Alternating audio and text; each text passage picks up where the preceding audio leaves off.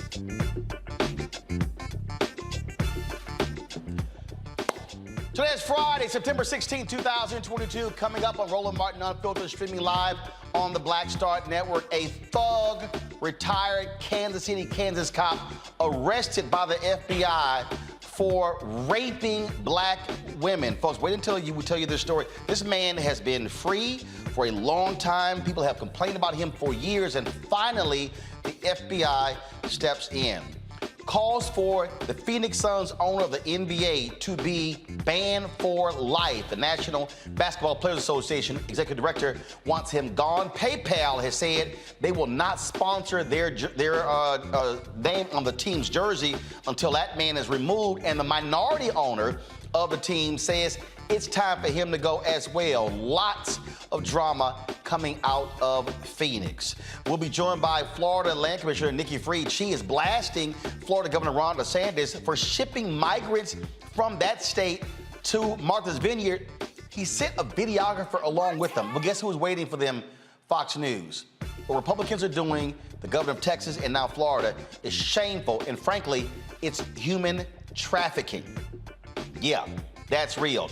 Erin Masayala, she's running for Attorney General of Florida. Remember, she was the first Black elected prosecutor in that state. We'll talk with her on the show as well. In addition, we got our Education Matters segment, which we, of course, do every single Friday. Look forward to that. And I was in Kansas City today talking to Windsor Barbie. She is the only Black woman, and she's the only African-American, the only woman who owns an upfitter company. They're the ones who are building the 2.0 Robomobile. And so we'll show you my interview with her as well in our Marketplace segment. A lot of things we're talking about today. It is time to bring the funk on Roland Martin Unfiltered on the Black Star Network. Let's go. He's got it. Whatever the miss, he's on it. Whatever it is, he's got the scoop, the fact, the find. And when it breaks, he's right on time. And it's rolling. Best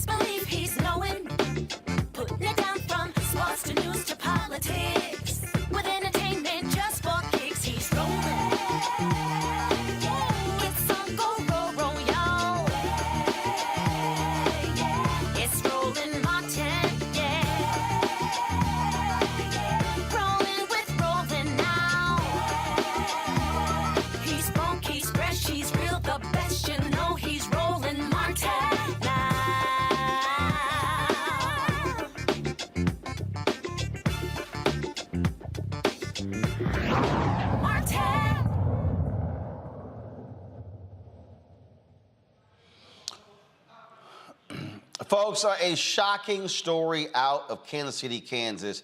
A longtime cop there has been terrorizing black folks in that city. Yesterday, he was finally arrested for his heinous actions, this time by the FBI. I'm talking about this former police detective, Roger Golubski. Folks, he is facing 6 counts of civil rights violations. He is 69 years old. Retired in 2010 after working for the department, for the Kansas City Police Department for 35 years. The FBI have been investigating allegations that Golubski, who is white, sexually assaulted black women in the city and exchanged drugs for information during criminal investigations. He could be sentenced to life in prison if convicted of any of the counts. A pretrial hearing is scheduled for October 12th. Joining me now is Laura McDonald. She's executive director of More Squared from Kansas City, Missouri. Glad to have you on the show. We were there in Kansas City. This guy came up, and let's be clear. Was he in? First of all, people don't understand. They're 2 different Kansas cities: Kansas City, Kansas, Kansas City, Missouri.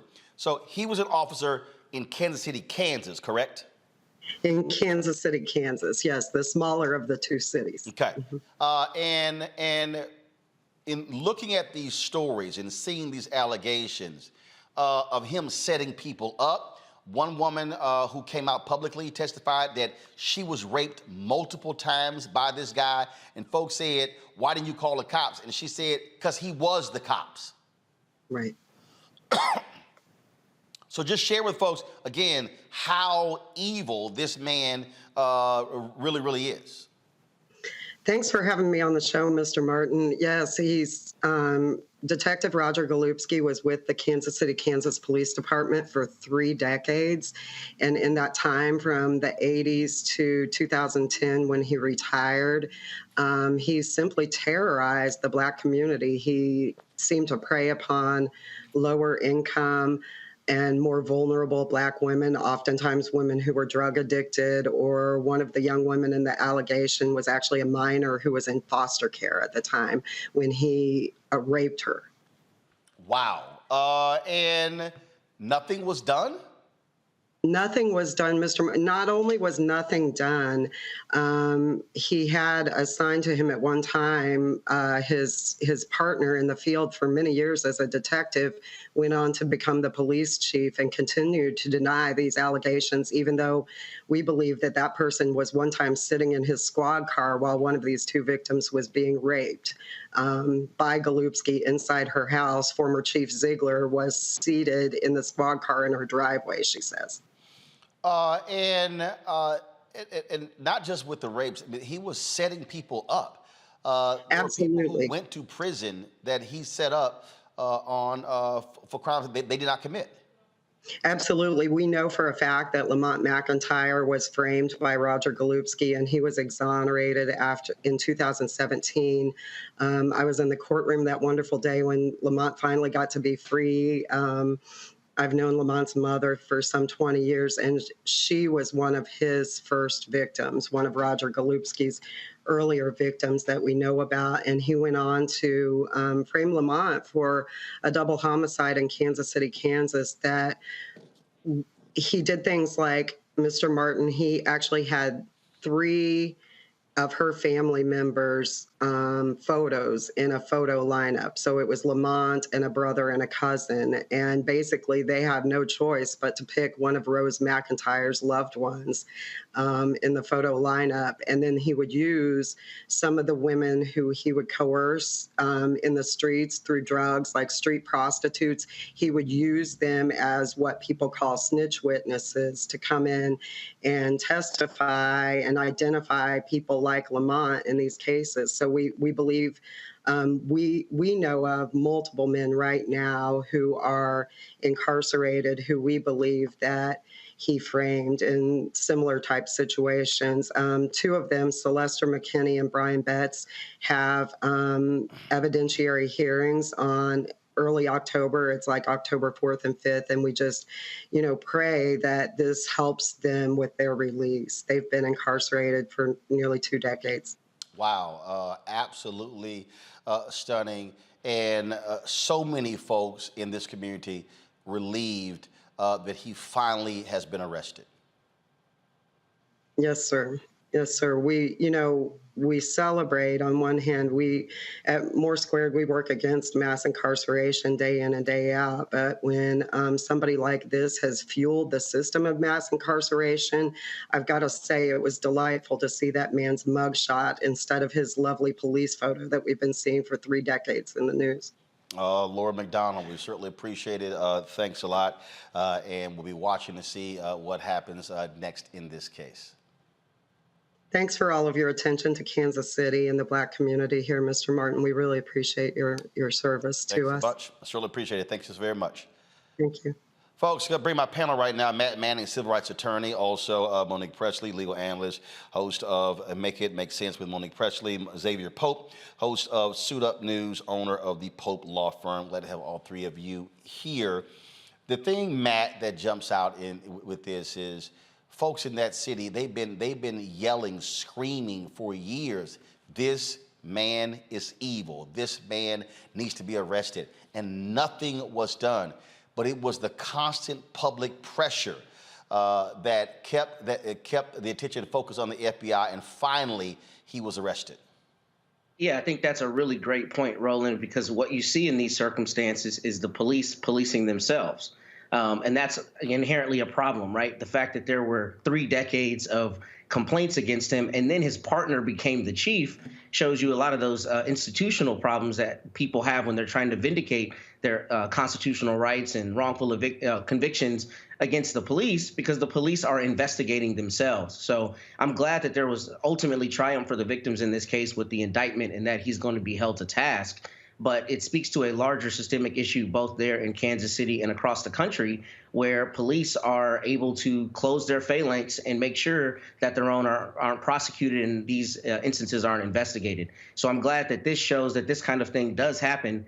And what I would hope for is that Mark Dupree's office there in Wyandotte County is going to just do a wholesale review of all of the convictions that Golubsky was involved in, because there are surely people flying under the radar who will be sitting in jail and have sat in jail for a very long time behind these kinds of heinous acts. Monique, I have said on this show many times that the White House has failed in regards to really giving due credit to the Civil Rights Division of the Department of Justice.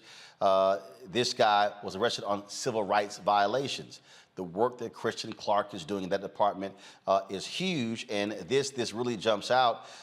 In this case here, most people only think in terms of criminal. They were thinking in terms of other areas, but utilizing the civil rights statutes was a way to get this guy arrested. Right. My 2 words were going to be Kristen Clark.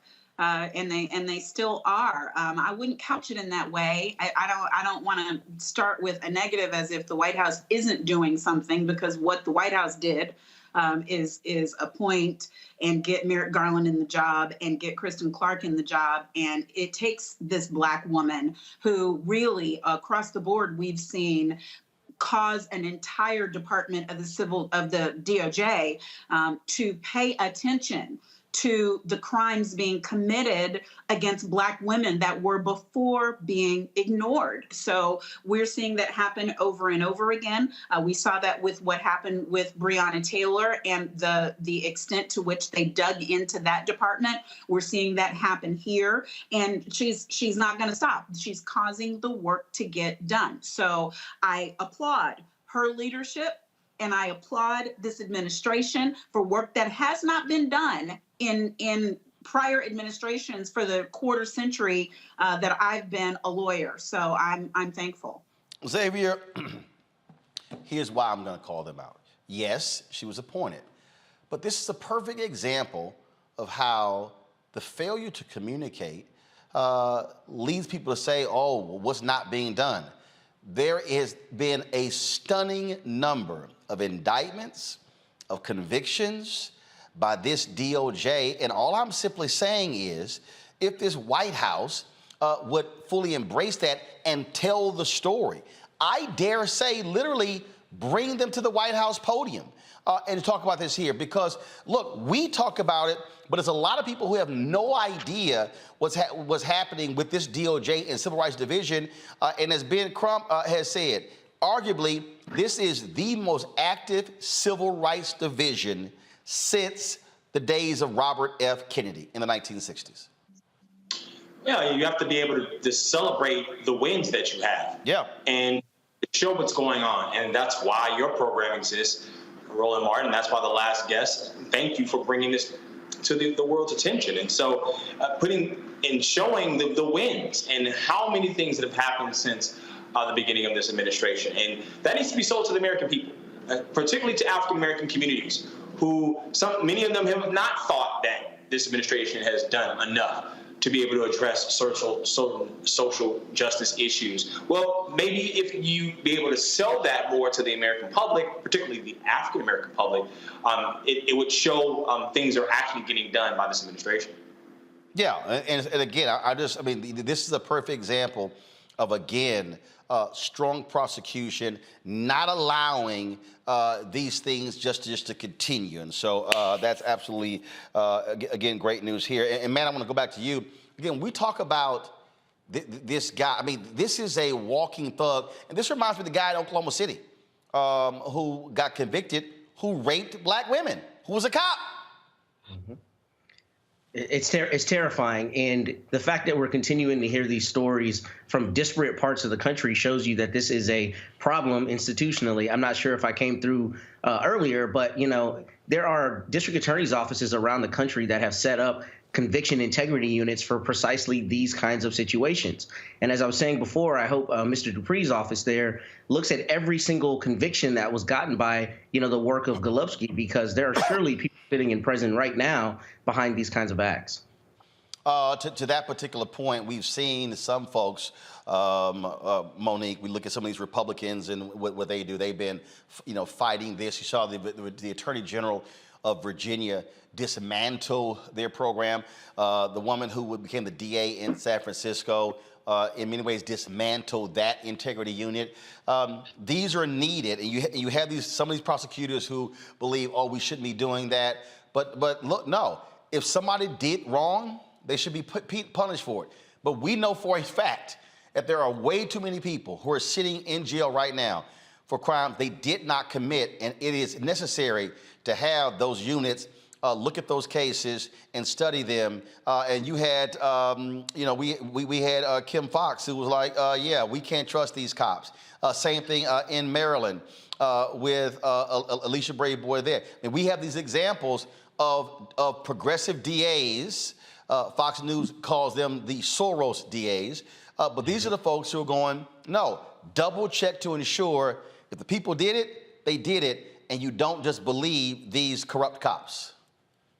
Absolutely. And when you have a police officer such as this one, who now has been charged with multiple criminal offenses that relate to conduct on the job, then it's really an obligation at that point to do as my colleague Manny said, and investigate all of the prior cases, because nobody just oops and uh-ohs into criminal conduct while under the color of law one time and everything else they do is squeaky clean.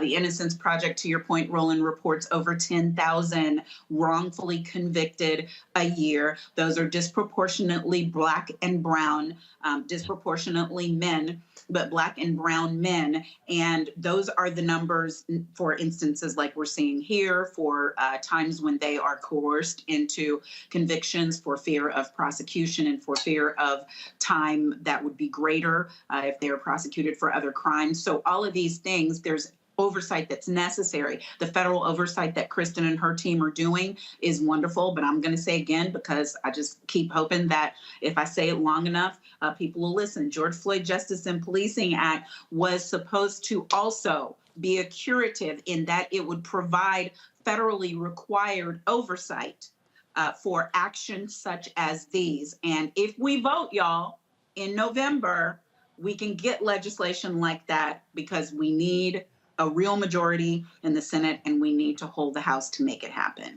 Xavier, this is also, again, being resolute in ensuring that there is justice.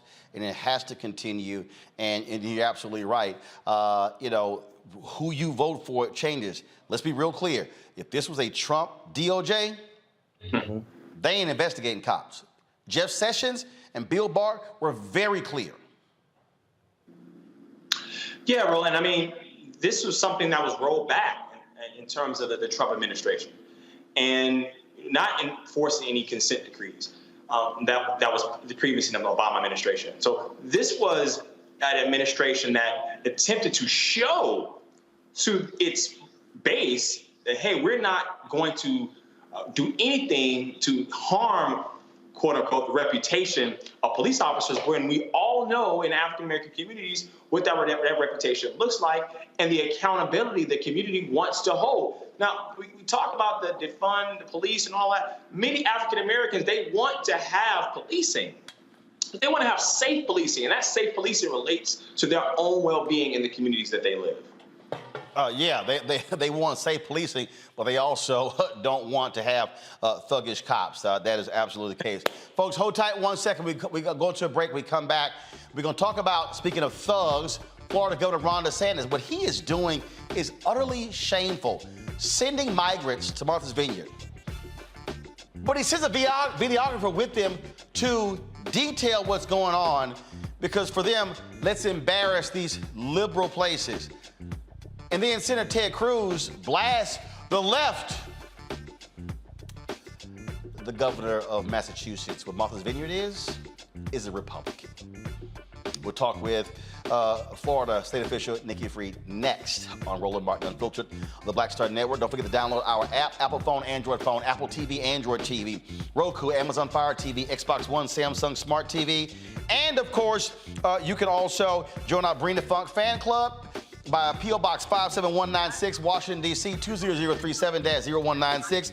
Cash App, $RM Unfiltered. PayPal is R Martin Unfiltered. Venmo is RM Unfiltered. Zelle is Roland at RolandSMartin.com. We'll be right back.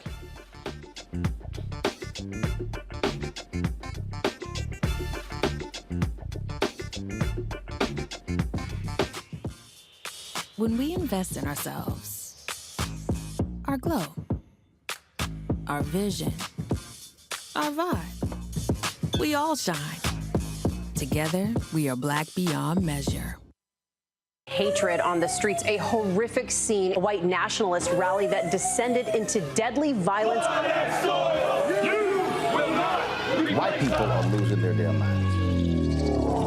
As an angry pro-Trump mob storms the U.S. Capitol, we've seen shooting. We're about to see the rise of what I call white minority resistance. We have seen white folks in this country who simply cannot tolerate black folks voting. I think what we're seeing is the inevitable result of violent denial. This is part of American history. Every time that people of color have made progress, whether real or symbolic, there has been what Carol Anderson at Emory University calls white rage as a backlash. This is the rise of the Proud Boys and the Boogaloo Boys. America, there's going to be more of this. Here's all the Proud Boys, guys. This country is getting increasingly racist in its behaviors and its attitudes because of the fear of white people. The fear that they're taking our jobs, they're taking our resources, they're taking our women. This is white fear.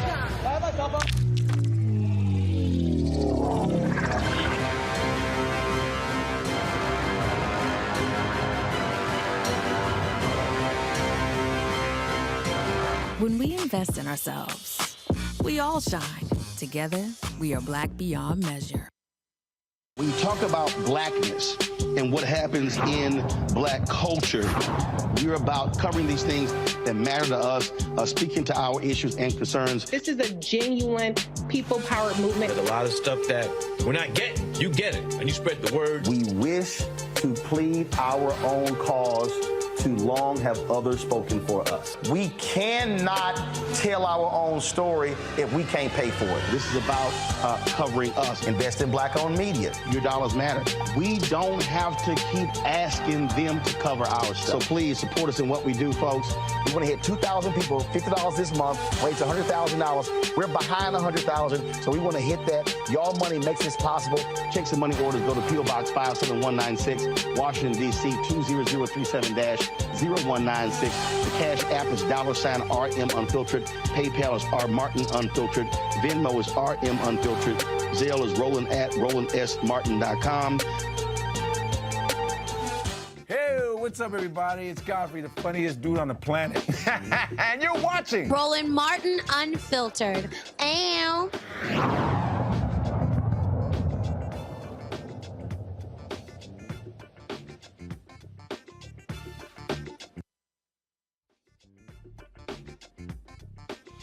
Folks, if you want to see what Christianity looks like, it is how the people in Martha's Vineyard have responded to migrants who were flown there by Florida Governor Ron DeSantis. This is the latest attempt by these so-called compassionate conservatives, these so-called Jesus-loving people, to own the libs, if you will. Texas Governor Greg Abbott has been doing that. He has sent folks to Washington, D.C., to New York City, to Chicago, and other places. They say, well, that they need to fill this. You know, and these Republicans are basking in all of this. But what they didn't realize was how people were going to respond. In Martha's Vineyard, they had so many volunteers that they told people, we have enough. They've actually been providing them with food and support. But what DeSantis has done is heinous, and it's actually human trafficking. This is a video from the Miami Herald.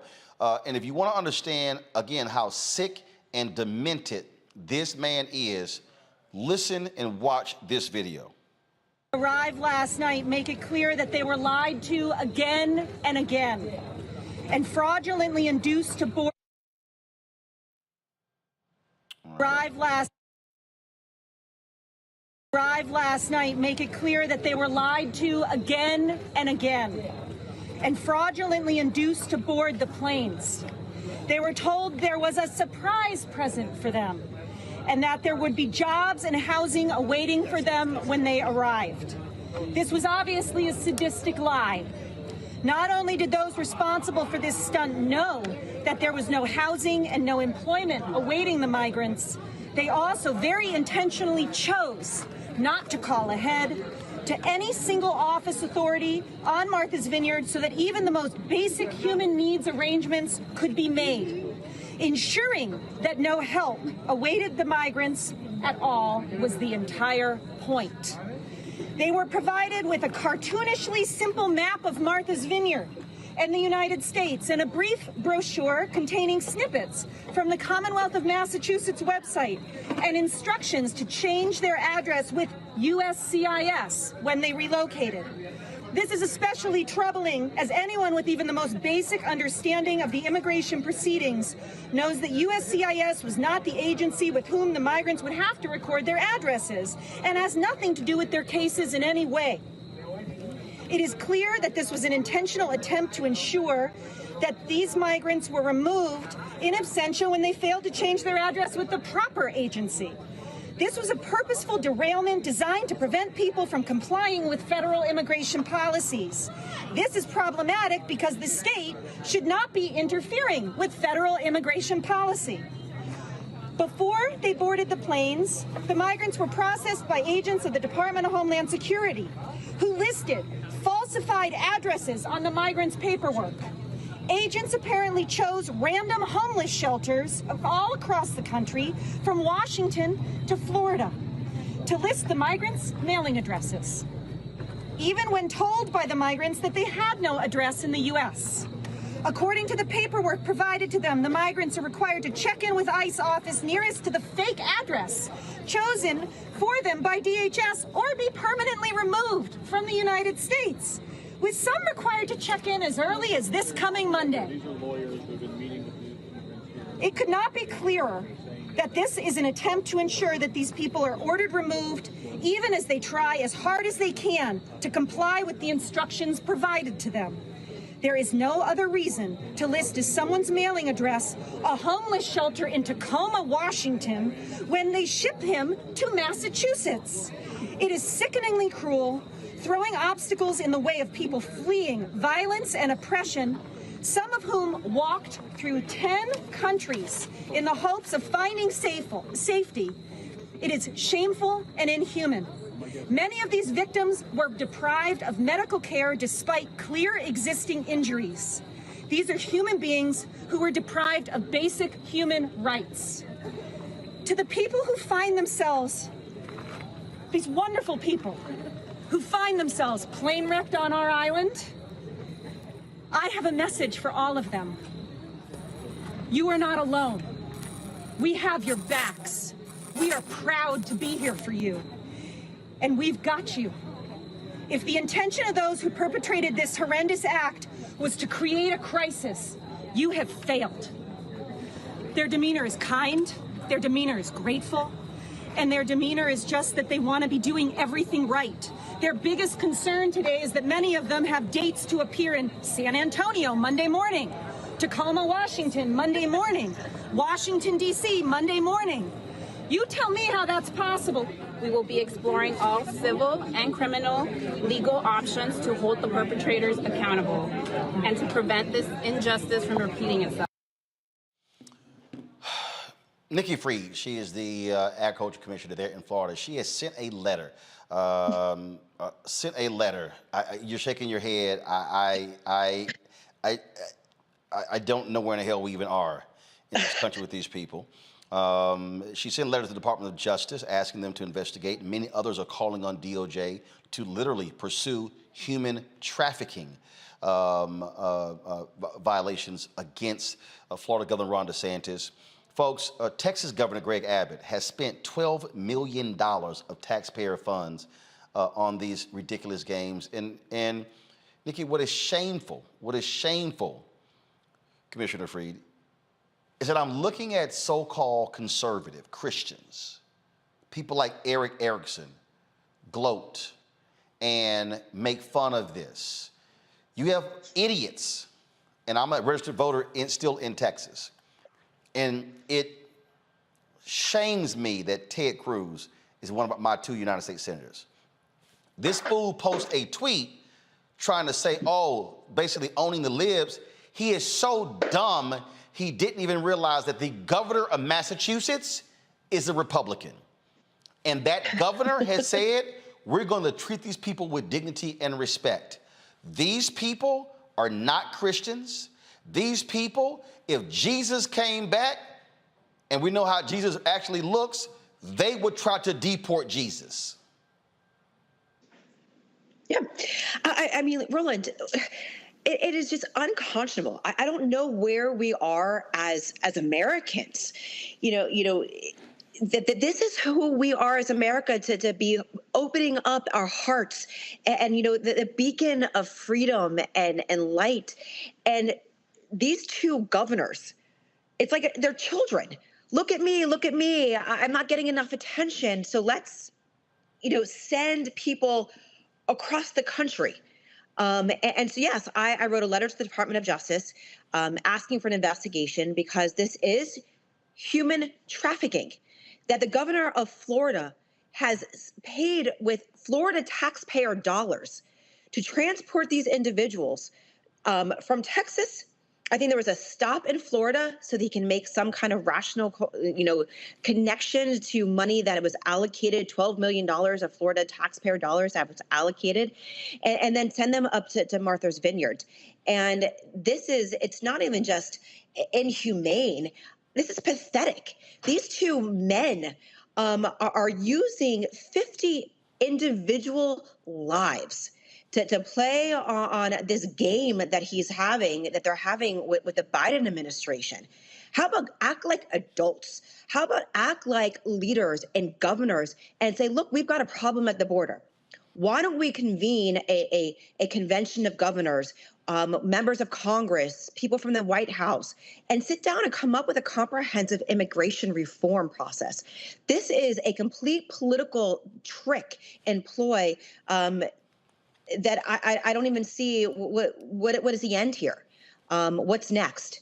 And this is just un-American. But you know what is American? What those people did in Martha's Vineyard.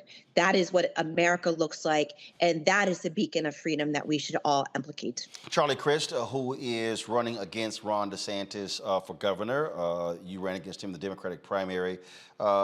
He tweeted this out a few hours ago because now all of a sudden DeSantis doesn't want to answer any questions. And so this is the tweet. Ron won't answer questions, so we looked ourselves. Florida paid Vertol Systems $615,000 on September 8th out of the $12 million deportation fund.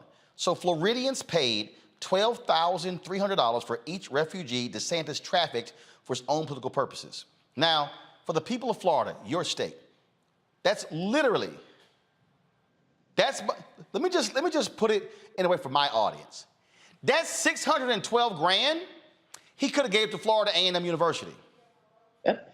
That's $612,000 that could have been created for scholarships for HBCU students. Mm-hmm. Instead, he chose to spend $612,000 to ship them to Martha's Vineyard, where they're also spending money for them there. That's what this idiot is doing.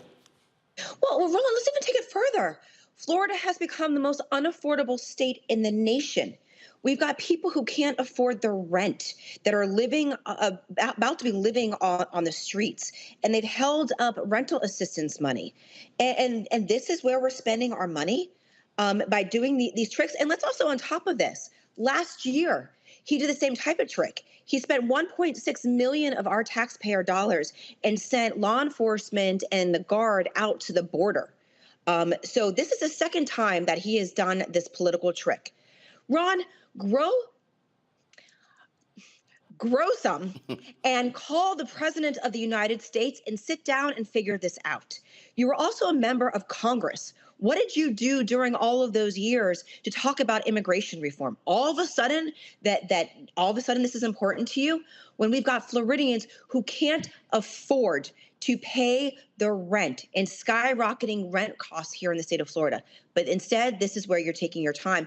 And also, people need to know that $12 million that was allocated was for the purposes of deporting people that were in Florida. So I've asked for the question of, one, what federal laws have been violated, as far as trafficking of these individuals. Look, that you heard from that clip that you just showed that seems to have been a significant amount of deception and fraud of even luring these individuals onto those planes. And then on top of it, what Florida laws did Ron DeSantis just violate by utilizing that money, even if it was only $615 of that $12 million? That money was not supposed to be used. First of all, it should have never been in the budget to begin with, but should have never been utilized for deportation of individuals that weren't even in Florida. So the amount of laws that potentially have been violated by Governor DeSantis, nobody is above the law. And unfortunately, Ron pretends that he doesn't have to listen to the laws of Florida, doesn't have to listen to the laws of the United States. He makes up his laws and makes up his own rules. And unfortunately, you have a Republican Party here in the state of Florida that continues to prop him up and say, pat on the back, good job, Gov, keep going. And this is really where we are here in the state of Florida and in Texas, and the fact that there are people across the nation that are cheering these two guys on. This is the exact opposite of what and who we are as Americans. So again, for folks, just so we're clear, these were not individuals who were in Florida. Correct. These were individuals who were in Texas. Yep. Who Abbott flew to Florida to be able to say, hey, Ron, I'm going to give you your photo op. And then DeSantis puts a videographer on the plane to further embarrass these people. Oh, and they give Fox News the heads up. So when the plane lands, Fox News is waiting there to interview people. This literally is a television show for Fox News and for the right. But Roland, let's also not forget this too. 3 weeks ago, our lieutenant governor made similar comments about busing Cuban refugees from Florida up to Delaware, and made a comment that it was, obviously we know that President Biden's home state. So again, this is a show for them. This is how they get their clicks, and how they get onto Fox News, and how they stand strong. And they find it funny, but like they think this is amusing. This is a game to them, when the reality is that these individuals that were flown, from my understanding, are from Venezuela, that are trying to flee an oppressive regime. The Cubans that were coming, here in the state of Florida, that were coming from, again, a communist regime that is trying to look for political asylum. These are who we're talking about. That the fiber of what makes Florida Florida is that so many of these individuals from Colombia, from Venezuela, from Cuba have come and fled those oppressive regimes to United States, and specifically into the state of Florida. So what he is doing is going to be a counter intuitive to what he hopes as the end result, that you're going to find Floridians that are just going to say this is enough. We are tired of the games, Ron DeSantis. We are tired of the show that you are putting on, and we're going to vote you out of office. Last question for you. You talked about these were Venezuelans. In the presidential election, Democrats lost big because Venezuelans in Florida, Cubans and others, they went for Trump. Is your party ready to target folks by saying, hey, all of you Venezuelans who voted for Trump and y'all keep walking around with your MAGA hats, this is what these people think of individuals from your country. Y'all should never support these people. Yes, and I've been saying it for 3 years. I was the first one who called Ron DeSantis a dictator. From the things that he's been doing in our state, taking away people's rights to vote, taking away freedoms, making it harder to have a living wage here in the state of Florida, banning books. I mean, the list goes on, and stunts like this continue to, unfortunately, prove my original point correct. And what we have been saying to a lot of our Hispanic community, especially those from the Latin Americas, from the diaspora community in Florida that have been leaving their countries for generations for political asylum here in the United States, and specifically in Florida, is these guys are not taking care of you. They don't care about you. Nope. They're using you consistently as a political stunt, and are utilizing you for one purpose, and that's to gain power. And you have the power to stop it. Indeed. Commissioner Nikki Fried, we still appreciate you joining us. Thanks a lot. Thank you. Let's go to my legal panel. I'll start with you, Monique. We've heard a lot of legal analysts say that there's strong grounds by promising these people different things, frankly, duping them, that human rights charges or human trafficking charges could be filed against DeSantis or Abbott. Let's start off with you. Your thoughts on this. Is that doable? Is it possible?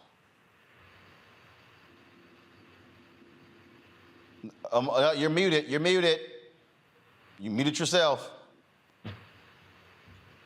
I apologize.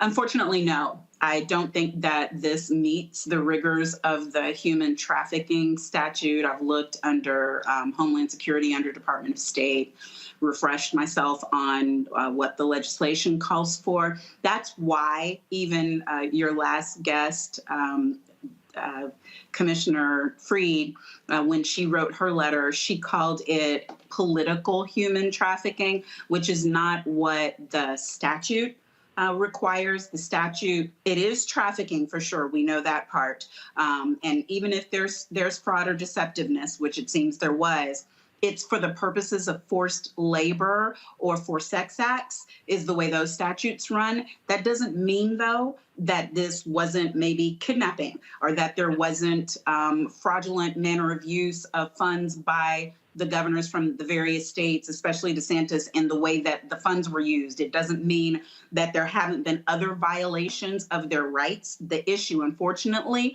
is what rights they have and don't have as migrants as opposed to as citizens. and they ought to have rights as humans. But it's a tricky, hard sell. That's why everybody is saying, political human trafficking. Okay. Human trafficking for purposes of politics, but there's no such provision under the law currently for reasons of trafficking other than sex or labor. So, Matt, fine. If it's not human trafficking, is it kidnapping? It might be kidnapping if you look at it from a criminal standpoint, but I actually think there might be something under the Civil Rights Act of 1964, which bans discrimination against people's national origin. And I think it's pretty clear that if they understand that the migrants are going to have forthcoming court dates and they ship them across the country where they're unable to make those court dates, especially in a systemic way, there may be some meat on that bone. So I think there are some novel legal ways to approach it. I think Monique is 1,000% right.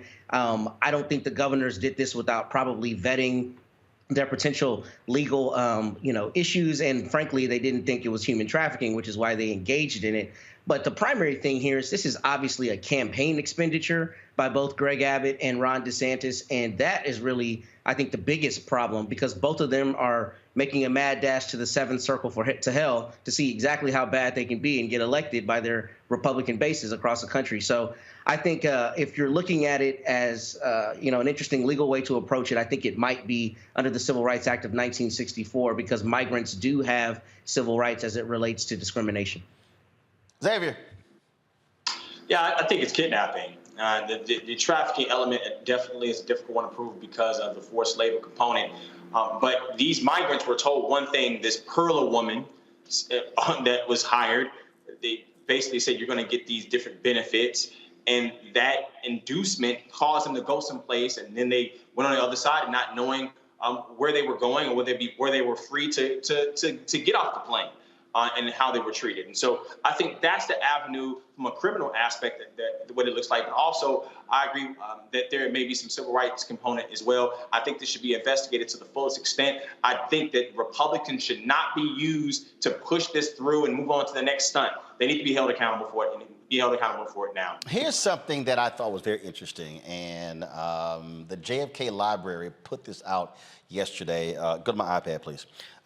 This was a tweet here where they put out, they said, to embarrass Northern liberals and humiliate black people, Southern White Citizens Council started their so-called reverse freedom rides, giving black people one-way tickets to northern cities with false promises of jobs, housing, and better lives. This is the newspaper article they actually posted. This morning, that you see right here, this thing got 23,000 retweets, 48,000 likes. People who had no idea, didn't understand this history, Monique. And I saw some folk earlier, some black folks who, when one was a white woman, she commented, and the person was like, well, it's disrespectful to black people to compare what's happened to the migrants to them. And I had to weigh in. I said, first of all, nonsense. I said, there are parallels to what is happening here. Yes, in our case, we were already citizens of the country, but the reality is, whether you're talking to citizens or whether you're talking to people who are migrants, it is still shameful behavior that these Republicans are engaging in. And I was glad that JFK Library put that out, because people had no clue that these things had happened to black folks during Jim Crow. Monique? Absolutely. And it shows, one, there's no new tricks, right? The devil has the same old stuff, and they regurgitate it, and they put it in a little bit of a different light, and they try it again.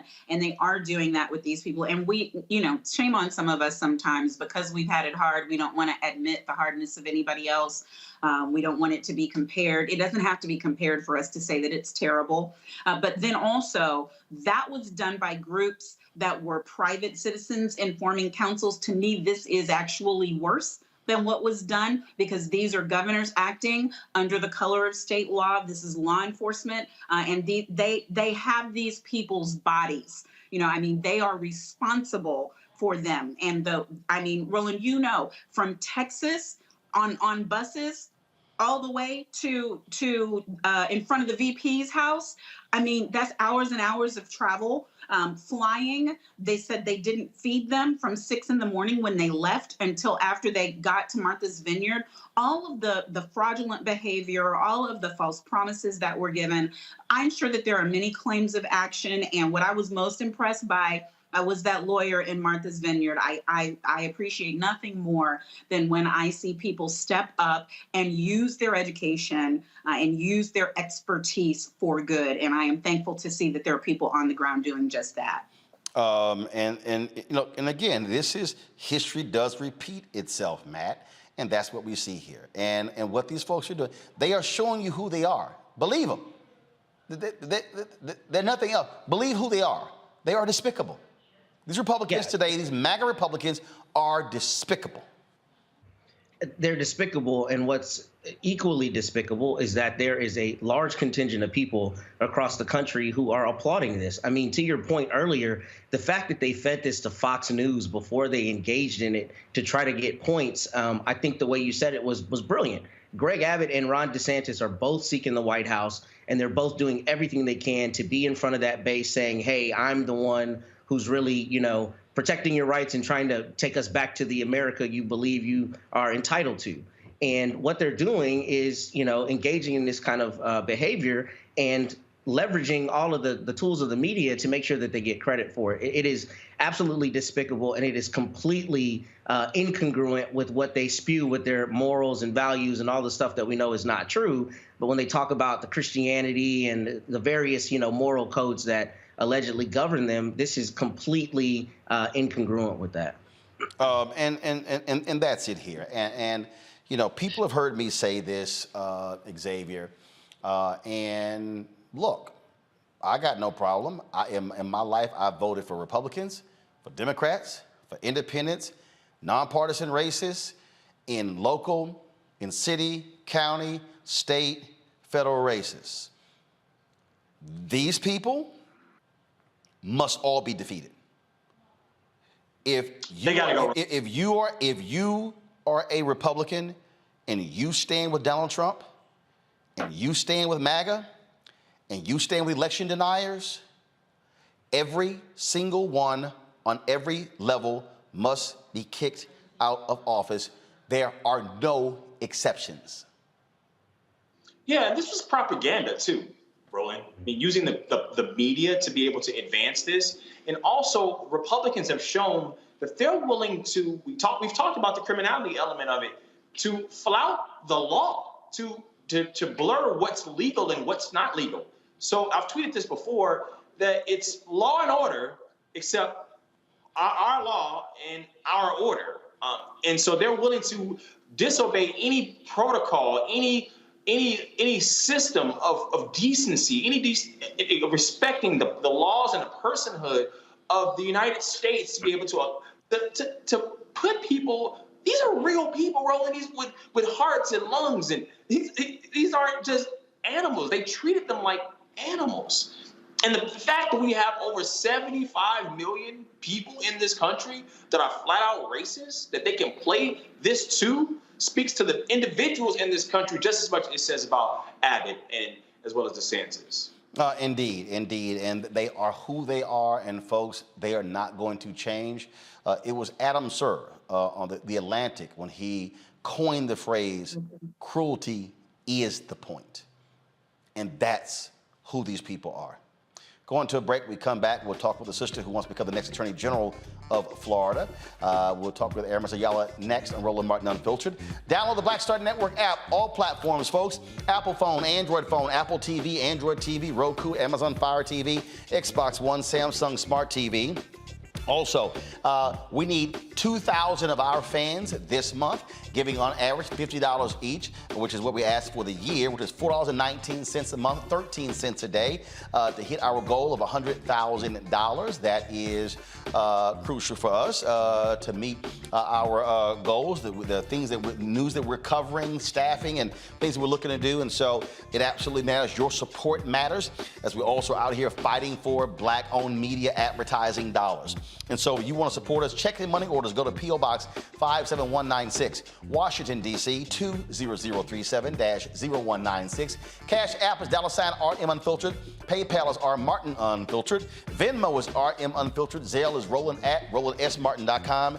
Roland at RolandMartinUnfiltered.com. And don't forget, my book, White Fear, is out, folks. White Fear, how the browning of America is making white folks lose their minds. Folks have been downloading this on Audible. They've been leaving great comments.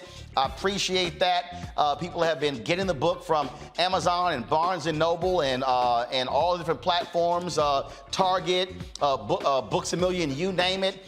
Ben Bella Books is the publisher as well. And so if you want the details, background on the book, go to RolandSMartin.com/White Fear. We got it set up on the website as well where you can actually buy the book. So please do so.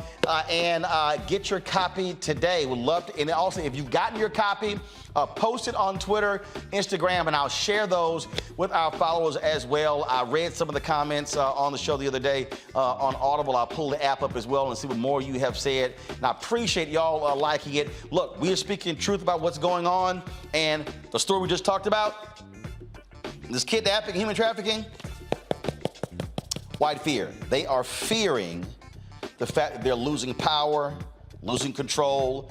And so this is about ensuring their white supremacist ideology remains in place for the next 50 to 100 years. Our goal is to fight it. So get your copy of White Fear, how the browning of America is making white folks lose their minds. We'll be right back. When we invest in ourselves, we all shine. Together, we are Black beyond measure. On the next Get Wealthy with me, Deborah Owens, America's Wealth Coach, are you trying to figure out how to earn more revenue in your business during these volatile times? Learn how to tap into the largest marketplace in the world through government contracting. Our next guest, Akia Hardnett, will be sharing how you can get wealthy through government contracting. We got a young lady, government assistance to government contracts. She literally was on government assistance when she came to us, and in less than a year, she has been winning multiple government contracts, and it has changed the trajectory of her family. That's right here, only on Black Star Network. When we invest in ourselves, we're investing in what's next for all of us. Growing, creating, making moves that move us all forward. Together, we are Black beyond measure. When you talk about blackness and what happens in Black culture, we're about covering these things that matter to us, speaking to our issues and concerns. This is a genuine people-powered movement. There's a lot of stuff that we're not getting. You get it, and you spread the word. We wish to plead our own cause. Too long have others spoken for us. We cannot tell our own story if we can't pay for it. This is about covering us. Invest in Black-owned media. Your dollars matter. We don't have to keep asking them to cover our stuff. So please support us in what we do, folks. We want to hit 2,000 people, $50 this month, raise $100,000. We're behind 100,000, so we want to hit that. Y'all money makes this possible. Checks and money orders go to P.O. Box 57196, Washington, D.C. 20037-0196. The Cash App is $RM Unfiltered. PayPal is R Martin Unfiltered. Venmo is RM Unfiltered. Zelle is Roland at RolandSMartin.com.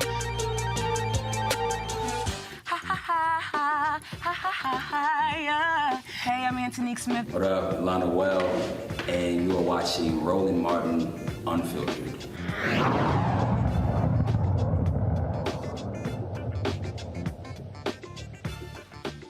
Folks, we have seen the importance of having someone as the state attorney general in Minnesota. Keith Ellison took charge of the prosecution of George Floyd. We see Aaron Ford, he is attorney general in Nevada. You have Kwame Raoul as attorney general there in Illinois. But it doesn't mean that you have a Black attorney general that they're gonna do what's right. You have that fool Cameron. Daniel Cameron in Kentucky, who led a shoddy investigation in the death of Breonna Taylor. And it was the Department of Justice who had to come in and clean it up because he was so awful and pathetic. And now that joke of a man is running for governor. Please, Kentucky, do not elect that fool as your next governor. In Florida, my next guest, she garnered lots of attention when she became the first black state prosecutor.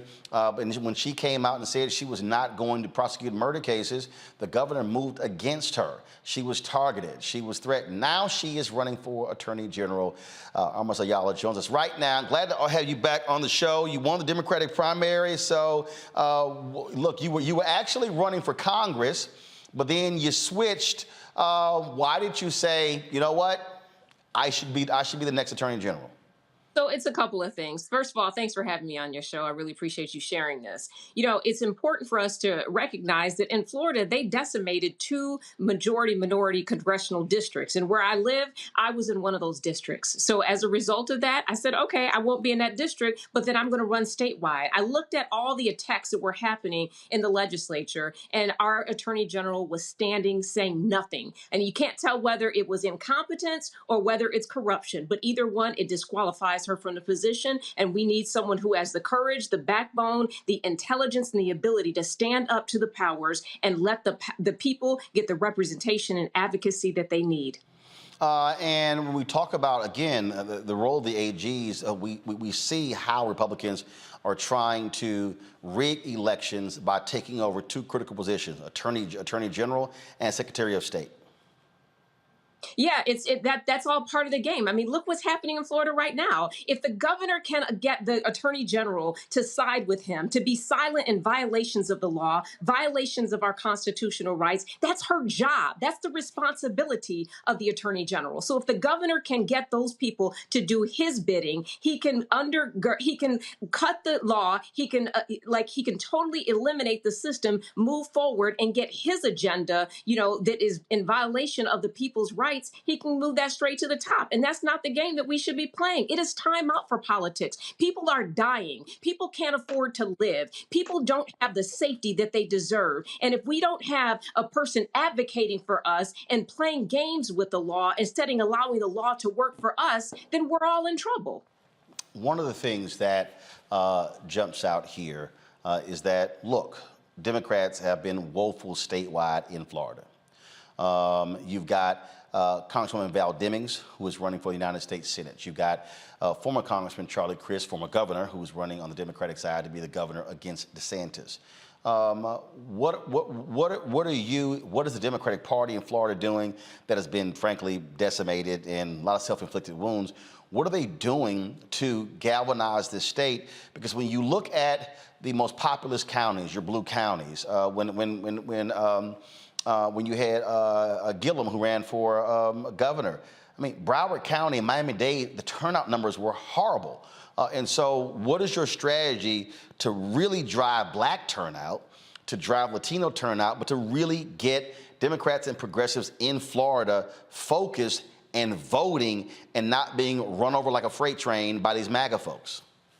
I think that the party's going to do what the party's going to do. So it's going to take candidates like me who are unafraid to be democratic. Too many times Democrats try to be better Republicans. We try to be cold and callous and cruel instead of understanding that our value is in caring about people. Our value is in our diversity. And that's what I stand for. So it's the authenticity that I bring to the ticket, that I am creating a level of energy and desire for people to come out. We had, in 2018, the passage of Amendment 4, which restored the voting rights to formerly incarcerated people. As a result of that, we have at least 192,000 of those who are ready to vote. They're registered, fines paid off, and these are the people that we're going after. We're going to increase the vote. In addition to that, we have a lot of angry women across the state of Florida who are frustrated about being considered a half human being, who are concerned about losing their privacy rights, their bodily autonomy. That's the job of the Attorney General. In the state of Florida, we have a constitutional provision that specifically identifies our right to privacy. And unfortunately, she's acting like it doesn't exist. it's not a violation of the Constitution. Our voting rights. You asked me about the congressional district. When those districts were changed and the governor submitted his desired map, she should have said this is unconstitutional based upon the Florida Constitution. So if you don't have someone who has energy, we're going to continue to do what we've been doing and continue to get what we got. But what I bring is something different. It is genuine, it's authentic, and we're going to win this race. Questions from our panel. Xavier, I'll start with you. The last election in the state, and there was the story was about how the Latino vote in that state is different than other states, and how the messaging gets turned around in that state to change the tide and how Latinos vote in that state, to be able to increase the messaging around how the state is being run, so they can actually vote for their interests instead of against them. So that's a really good question, and that's what we don't do a good job at. But I think we're beginning to master it with my campaign. My husband's Afro-Latino, his family's from Puerto Rico. So one of the things that we talk about is the diversity within the Latino community. In Florida, yes, we have Puerto Ricans, but we also have people from Colombia. We have people from Venezuela. We have people Cuban, and their mission and their desires and their vision for justice and their histories are very different from the countries and islands that they come. So we have to be able to tailor a message, not just to the large spectrums of Latino, but all the individual nuances. And that takes time, energy, money, focus, and certainly a heart for the people. Matt? Good evening. Let me first say my former boss was a compatriot of yours on FJP, so I learned about the good work you were doing in Florida, and I appreciate it. And I appreciate your fearlessness as it relates to the death penalty. So kind of what I wanted to ask you is, when you get to that position, what are your plans on galvanizing law enforcement? Because I would imagine in Florida, there are a lot of law enforcement groups that are, countering you, saying she won't seek the death penalty. Is she a real prosecutor? And I know that you are a progressive prosecutor and one of the strongest in the nation. So kind of what is your approach in that respect? I think it's about leading by example. Too often when people are running for offices to lead, we ask how they're going to, get people to agree with them. I don't see DeSantis getting people to agree with them. Our current attorney general's not getting people to agree with them. They show up, and they show up as the boss of they show up as the boss of themselves, but also letting the people be the boss and working for the people, not working for law enforcement. I keep having to remind people that, the attorney general is the top cop. That's the top law enforcement officer of the state who works for the people, not other law enforcement. So it is about addressing the culture of law enforcement to be one of service to the people instead of lording over people, instead of, thinking that mass incarceration of Black, brown, and poor people is the way that we get to public safety. It is about changing the culture from the top down and allowing them to find a new way instead of me trying to figure out how to assimilate with them. Monique? Thank you so much for all the work that you do. What I find and am most upset about is that we see Black women, especially prosecutors, progressive ones in this nation, attacked from the right, but also from the left and the middle, and many times by our own people. What is it that we can do? I never prosecuted, was always on the defense side or working for the government, but constantly say, we need you on this wall. What can we do to encourage, first in the community at large, an understanding of the necessity of the work of prosecutors and why we need people of conscience in the role, and also to encourage young want-to-be lawyers coming behind us, or ones that are in law school and making that decision to choose it as a profession? Thank you for your question and for acknowledging it. Yeah, there's certain attacks. The amount of death threats and comments that I've received, sadly, it comes with the turf. Now, what can be done? We have to remember that it is 2022. We did not get here overnight. It didn't take 10 years for us to get here. This was a process of oppression. This was years and years following slavery, following lynchings, following, even through the civil rights movement. For me, I'm 47. It's in 2017, I was the first Black state attorney in Florida. So making history isn't really, anything if you're not going to create a historical movement. But that movement requires patience. And that doesn't mean that we're patient with people dying and patient with injustices. I mean, patience in allowing the work that is being done to begin to trickle through the communities and for it to happen. I wish it could happen overnight, that we could stop police shootings. I wish that it could happen that we would be able to deal with this issue of mass incarceration. But we have to start with putting us there, allowing us to, create a different type of culture and implement policies. And we have to have room to adjust because nothing is going to be perfect coming in. But it is about understanding that we are in the middle of a process. People often identify justice by the outcome. Justice is also the process. And if we are going to be given the room to pursue justice, we also have to have room to go through that process to ultimately reach it. All right, then. So if folks want more information on your campaign, where do they go? My website is aramisayalafl.com. That's ARAMISAYALAFL for Florida.com. You can also see me on Twitter at Aramis Ayala FL, on Facebook and on Instagram. And hopefully you will be seeing me in that office, because right now we don't have an attorney general who even answer to her participation in this whole issue with this human trafficking. All right. Aramis Ayala, we really appreciate it. Thanks a lot. Thank you so much. I appreciate it. All right, folks, when we come back, we'll talk about calls for the Phoenix Suns owner of the NBA to be removed forever for making racist comments and also sexual comments in the workplace. He's been suspended for a year, fined $10 million. National Basketball Players Association, they want it to go further. We'll break it down next on Roland Martin Unfiltered on the Black Star Network. Don't forget, folks, download the Black Star Network app, Apple phone, Android phone, Apple TV, Android TV, Roku, Amazon Fire TV, Xbox One, Samsung Smart TV, and of course, join our Bring the Funk fan club. Send your check and money order to P.O. Box 57196, Washington, D.C. 20037-0196. Cash App, $RM Unfiltered, PayPal, R Martin Unfiltered, Venmo is RM Unfiltered, Zelle is Roland at RolandSMartin.com, Roland at RolandMartinUnfiltered.com. We'll be right back. When we invest in ourselves, we all shine. Together, we are Black beyond measure. I remember being with The View when they said, we want to extend your contract. And I knew God said, it's time to move. It's time to go.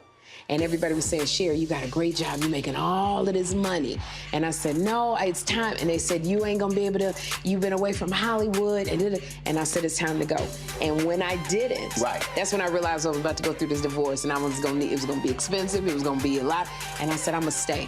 I said, I'm going to stay for a couple of years. So you make this money. See, go ahead. I'm going to make this money and then I'll get out, Lord. So I'm going to do a compromise. I'm going to do what you say, but I'm going to do it on my thing. And he went, really? He went really. And you know when he went really?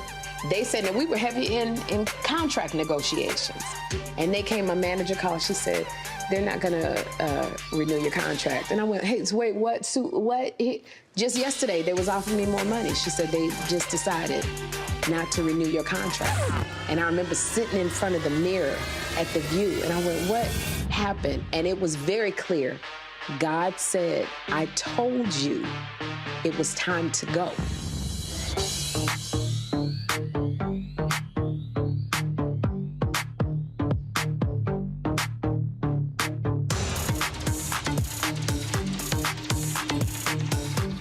When we invest in ourselves, we're investing in what's next for all of us. Growing, creating, making moves that move us all forward. Together, we are Black beyond measure. Pull up a chair, take your seat. The Black Tape with me, Dr. Greg Carr, here on the Black Star Network. Every week, we'll take a deeper dive into the world we're living in. Join the conversation only on the Black Star Network. Hello, everyone. everyone, it's Kiara Sheard. Hey, I'm Taj. I'm Coco. And I'm Lily. And we're SWV. What's up, y'all? It's Ryan Destiny, and you're watching Roland Martin Unfiltered.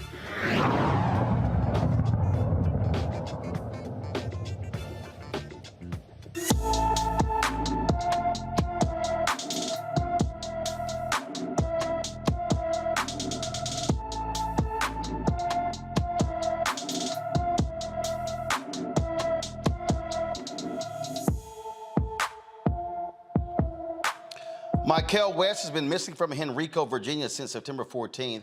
The 16-year-old is 6 feet 2 inches tall, weighs 149 pounds, with black hair and brown eyes. Michael has piercings in his left ear and nose. He was last seen wearing a black hoodie with a teddy bear on the front and black jeans. Anyone with information about Michael West should call the Henrico County, Virginia Police Department at 804-501-5000, 804-501-5000.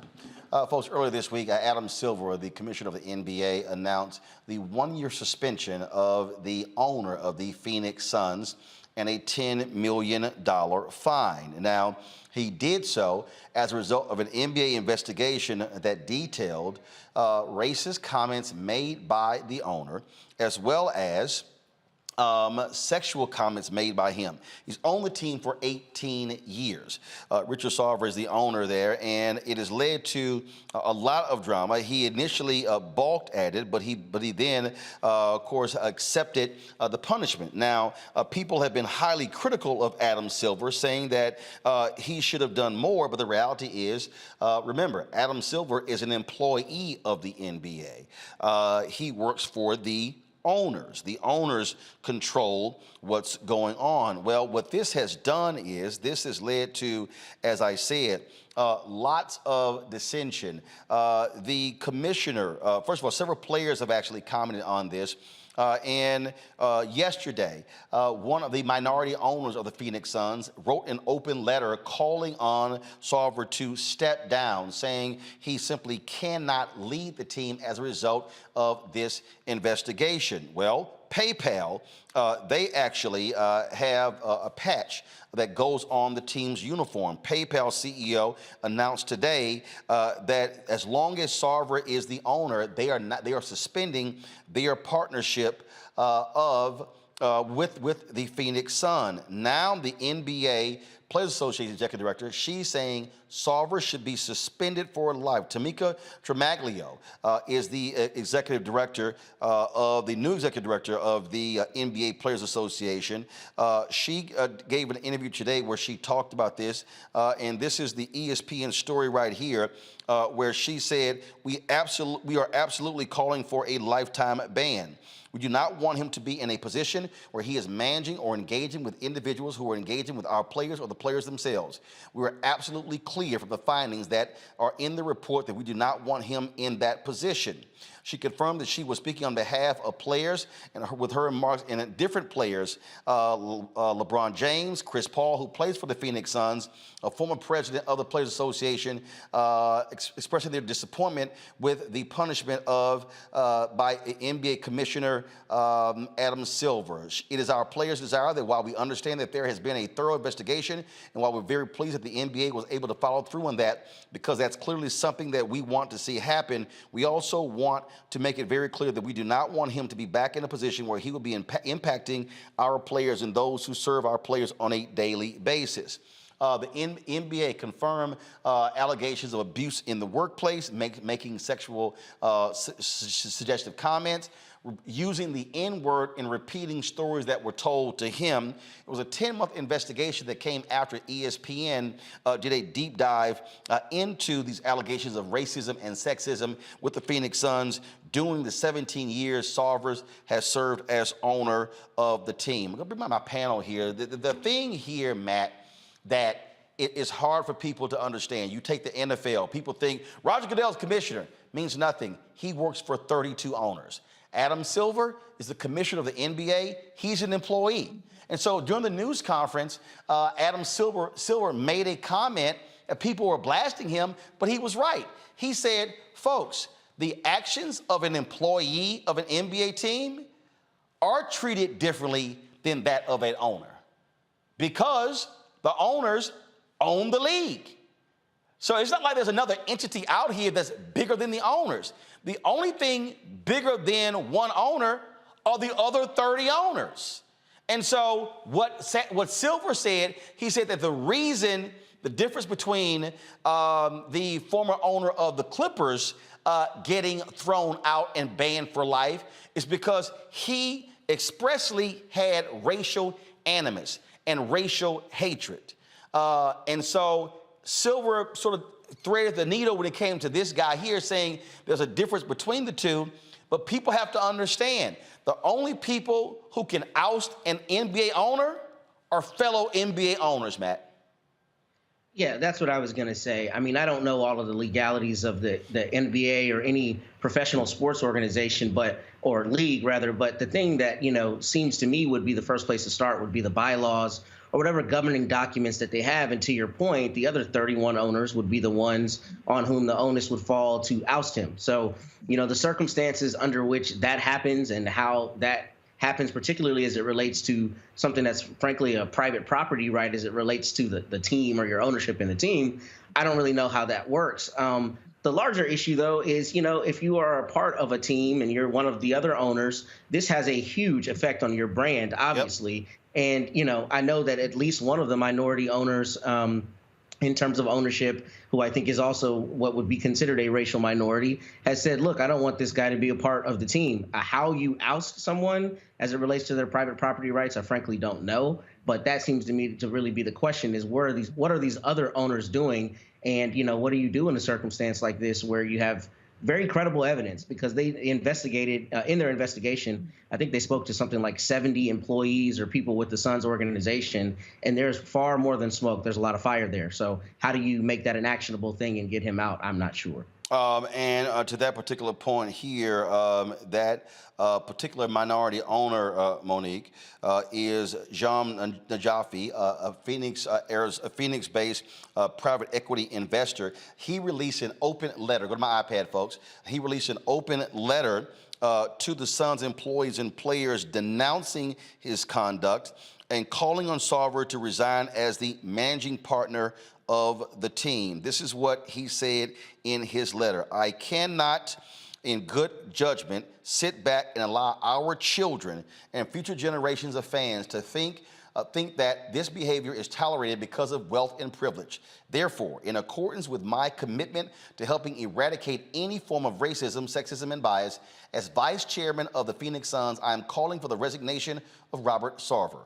While I have no interest in becoming the managing partner, I will work tirelessly to ensure that the next team steward treats all stakeholders with dignity, professionalism, and respect. I say that only the owners can fire him. I'll add a caveat to that, Monique. Sponsors can also apply the pressure. Enough sponsors say, we ain't spending money. And I'm talking about, and people have to understand, there are sponsors who directly support the teams, but then you have league-wide sponsors. If enough, your PayPal's already come out. If all of a sudden, over the next 2, 3, 4, 5 days, more sponsors start pulling money, homie's gone. Yeah, and I agree with everything Councilor Manning said. Matt, you threw me a little bit when you said, very rightly so, that a team is like personal property, because unfortunately I think that's the way the owners view the athletes that play on the teams. But in everything that you said at the beginning, Roland, when you talked about PayPal not wanting their logo to be shown, that is the avenue. It's the same thing that Attorney Crump says about the way he handles these wrongful death cases. It has to become unprofitable to continue.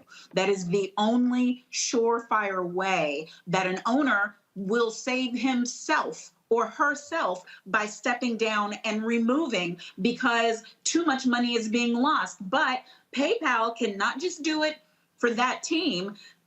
Nike could do it whenever that team goes and plays another team. Coca-Cola can do it. It can become league-wide such that that one team is, just like an albatross around the neck that nobody even wants to have in their house, nobody wants to play against, because it starts costing the entire league money. Yep. The owners will take issue with that. And Sarver will take issue with that. He doesn't own the team for yucks and giggles. He owns it to make money.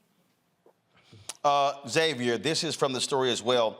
The lead's investigation found that Sarver used the N-word at least 5 times when relaying statements from black people, to have demeaned and bullied female employees, and to have made inappropriate physical contact with male employees. When we say banned, he literally cannot be at the facility. He cannot attend any games. He cannot represent the Phoenix Suns as an NBA governor. That's what they now call them. They now changed their name. They don't call them owners. They call them governors. And he cannot have any contact whatsoever. But you're seeing the pressure being applied. And keep in mind, you know, what happened with the LA Clippers when their racist owner, Donald Sterling, when he was kicked out, it really was the players driving that. Adam Silver saw what was happening, and they were in the middle of the playoffs. The players were moving forward, but a revolt was about to happen. If Adam Silver did not move against Donald Sterling the way he did, you literally could have had players saying, "We're not showing up for playoff games." And so when the announcement was made, a lot of people thought he was going to do what he did with Sarver, year suspension. Folks were shocked that he went all the way and said no. He was forced to sell the team and was barred from ever owning a team. And Donald Sterling cannot step foot in any NBA arena as a result. I think what you're going to see here, don't be surprised, Xavier, if you see this thing pick up. For Tamika to be that aggressive as executive director of the NBA Players Association, I think that's going to be the next wave. That combined with sponsors pulling money, Sarver's going to have to read the writing on the wall and realize he is in no position to fight it. Donald Sterling isn't crying right now, Roland, by the way. He walked away with over $2 billion. Oh, yeah, absolutely. And the second thing is, remember what turned the tide in that Sterling situation was that there was recording so that you could hear the ugliness of Donald Sterling. Right. And there were also rumors about how he treated players, and that was witnessed by other players. And so in this situation, you showed the graphic of what happened. To the average fan, okay, a couple of blurbs about how he treated people isn't necessarily enough to move the needle. And I think if there was some sort of recording, some sort of video about how ugly his actions were, maybe some outpouring of lawsuits where there was some sort of discovery that we find out a little bit more about this, there would be something, but there isn't something there. And that, even though his behavior might have been worse than Sterling himself, but we also, Roland, this is 2013.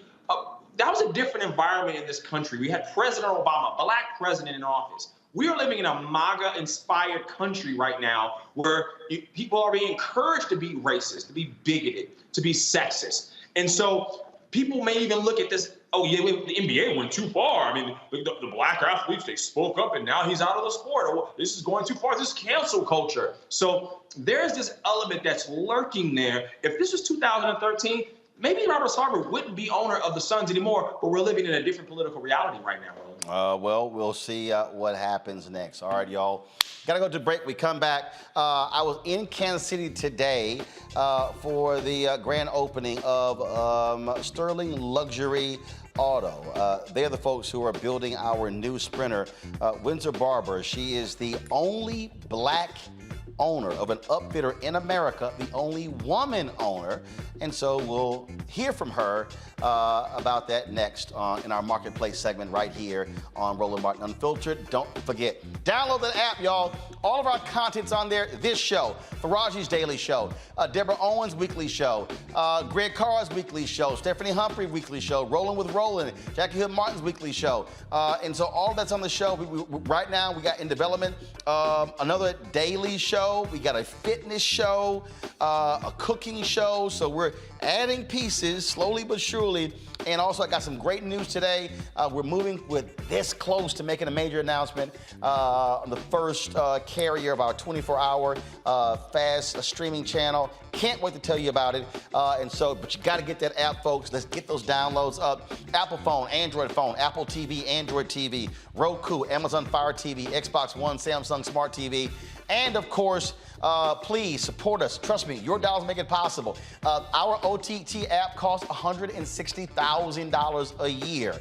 To launch this streaming channel, folks, I'm telling you right now, the reason I'm telling you, we need 2,000 people who give $50 this month, so we can raise $100,000 this month and next month, November and December, because the streaming channel is going to cost about $150,000 as well. We're building this thing, but it takes money to do so. We've got staff we want to hire, additional producers, additional hosts, all that sort of stuff. And so we're out here fighting for the ad dollars. Y'all see me calling political campaigns out, the reproductive rights community, the climate community, all of the rest of these people, so we get our fair share, because this is how you build media. Media does not exist without money. So all the people out there who run their mouths talking, oh man, you sitting here begging the white folks for money, guess what? In the upfronts, Disney got $9 billion. 9. Comcast got $7 billion. Warner Discovery got about $6 billion. Yeah. $322 billion is spent every year on advertising in media. Black-owned media gets 0.5 to 1%. So now y'all understand why I've been calling out companies who have not been supportive of this show, of our network, and Black-owned media. That's how you actually build, folks. And so please, join our Bring the Funk fan club. Send your check and money orders to P.O. Box 57196, Washington, D.C. 20037-0196. Cash App, $RM Unfiltered. PayPal, R Martin Unfiltered. Venmo is RM Unfiltered. Zelle is Roland at RolandSMartin.com. All y'all folks who are watching on YouTube and Twitch and Facebook, y'all hit the damn like and share button. Y'all freeloading. It ain't hard to hit the like button. It's literally free. Click, it's done. So when I come back from this break, we better be at about 1,100 or 1,200 likes on YouTube. Don't make me start cussing on a Friday. I really don't want to. We'll be right back. When we invest in ourselves, our glow, our vision, our vibe, we all shine. Together, we are Black beyond measure. Next on A Balanced Life with me, Dr. Jackie, the great resignation is upon us. Yes, it's real. People, young and old, are evaluating their lives and making some determinations whether to stay or to go. But before you take the leap, you need to examine your motives and make a plan. It's not so much about doing this thing or starting this business or, leaving where you are to do something different. It's about getting in touch with you. How to make change while also keeping balance. Here on the next A Balanced Life with me, Dr. Jackie, on Black Star Network. When we invest in ourselves, we all shine. Together, we are Black beyond measure. Hi, I'm Vivian Green. Hi, I'm Wendell Pierce, actor and author of The Wind and the Reeds. Hey, yo, Peace World, what's going on? It's the Love King of R&B, Raheem Devon, and you're watching Roland Martin, Unfiltered.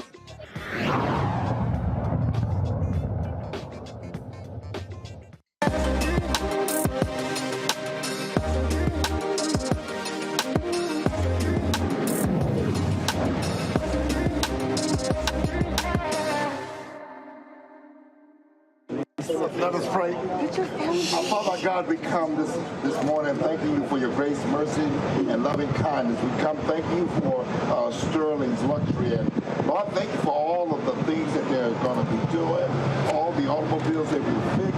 Now, Lord, I pray for the prosperity and the longevity of the relationship with all those that they are coming in contact with. Bless those that have these nice rods and let them drive down the road safely. In Jesus' name we pray. Amen. Amen. All right. Everybody, I just want to thank you all for coming out this morning, to all of our friends, family, vendors, our customers who have come in and gotten their vans made here in Sterling. Thank you. The team, my tribe, Jimmy, Braxton, Denny, our Mercedes guys. Rich Rose put this together for us real quick from over at the council, so we can have something official to say we are open now and we are part of North Kansas City. Yeah, guys, right there. Let's get it, get it, girls. 1, 2, 3. Open!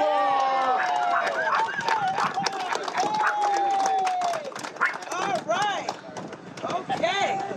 All right, everybody, come on. All right, folks, that was today in North Kansas City. Windsor Barber, to her right next to her was her daughter Amber. They cut the ribbon there, and so Sterling Luxury. But with today's opening, Windsor is the only African American upfitter in the country, and the only woman upfitter in the country. And we talk about upfitters, what we're talking about is when you look at our Sprinter, when you look at in terms of what we were able to do in terms of how it's a shell, but all the different features that are being added to it. Well, she's the only one, and they are. And so it's interesting. We had gotten the Sprinter in December 2020, and Windsor called me for something else dealing with her daughter. Her daughter's been doing stuff in media. She's also an actress. She's also a choreographer. And while we were talking, I mentioned something about the Sprinter, and Windsor said, "Roland, we're the only ones." And I was like, "Windsor, I had no idea." And y'all, I've known Windsor for years, more than 20 plus years when I lived in Dallas. And she took over this business. And we began to talk, and so we were talking about literally, okay, what happens if I get a second one? And then, of course, when we had the accident coming out of Essence, then we began to communicate. So her company, and see, and again, I tell you all the time how we take advantage, how we take your dollars and how we recirculate them. Your dollars, they are building our next Sprinter. And so a black-owned company is building our new Sprinter. I met with her, the Mercedes team today. Hopefully we will have it in 6 to 8 weeks. It will be far more special than what we had before. This was actually one of the vans they did. There's a fan there at Kansas City. They wanted a customized Kansas City Chiefs van, and so they had it outside there today. And so it was great to be there, to be with her and the folks at Mercedes as they announced, again, the opening of her company. And so had opportunity just to chat with her when it was all over, just about, again, this exciting venture. Here's my conversation with Windsor Barbie. All right, Windsor, so we're here at what is your shop, Sterling Luxury. Tell us about it and the history you're making. Well, Roland, this is Sterling Luxury Coaches, and we are making history today, and I'm so excited to have you here with me. This is the only Black-owned and woman-owned final stage automotive manufacturer in the United States of America, and we have been so fortunate, so blessed to open up here. Today, we just had the ribbon cutting, had Roland here, and guys, we are working on Mobile 2 here. Roland has been working with us so we can do the build, and we're gonna jazz it up a little bit and put some new touches on it, and he'll be rolling in a new Roro pretty soon. So you'll be looking for our work with Roland out there on the road somewhere near you, at an event near you. So y'all do a lot of stuff for professional athletes, also for universities, and also just for individuals who are traveling on the road. Yes, we do, Roland. We have done several of the NBA players. Thaddeus Young just got one done. Oladipo has gotten his done. This shop has also done Tyrese's and Vin Diesel's and Ludacris's. So we do, and we add Roland Martin to that list now. But we do a lot of executives. A lot of the executives have gotten the mobiles so that they can now travel for their business meetings. Some of them use them right in their own cities, just when they want to go somewhere and they don't want to necessarily get out. Some of the municipalities, the elected officials, municipalities get them. Say, for instance, building permits, they need to go out on a job site. It helps them move faster, more efficiently, and they're effectively moving. So we're doing everything. Mobility, sports teams. We've got the Denison University van here. Just finished University of Missouri, University of Virginia, Virginia Tech. All those vans are already out there on the road. We just shipped out University of Virginia a few weeks ago and the University of Missouri. So if you've got a sports team, My HBCUs, if you're trying to get your basketball teams, your golf teams, your tennis teams, gymnastics fists, you need to get one. And then your teams are traveling safely and they're getting from point A to point B, and they're doing it, and they do it comfortably. This used to be, of course, for high-income folks, but COVID changed a lot because a lot of people, and it really blew up this business and the RV business because people didn't have to worry about being in airports and they were staying safe. Right, and we're also doing, Roland, we also do financing through Regions Bank. So if you are, say you don't have the money to just come in and write me the check, because it used to be a Sprinter was something that just high-end executives could afford because they had to write that check, or families. Now you can get finance, and you can get RV financing for the entire package for your actual van and the actual build on the van.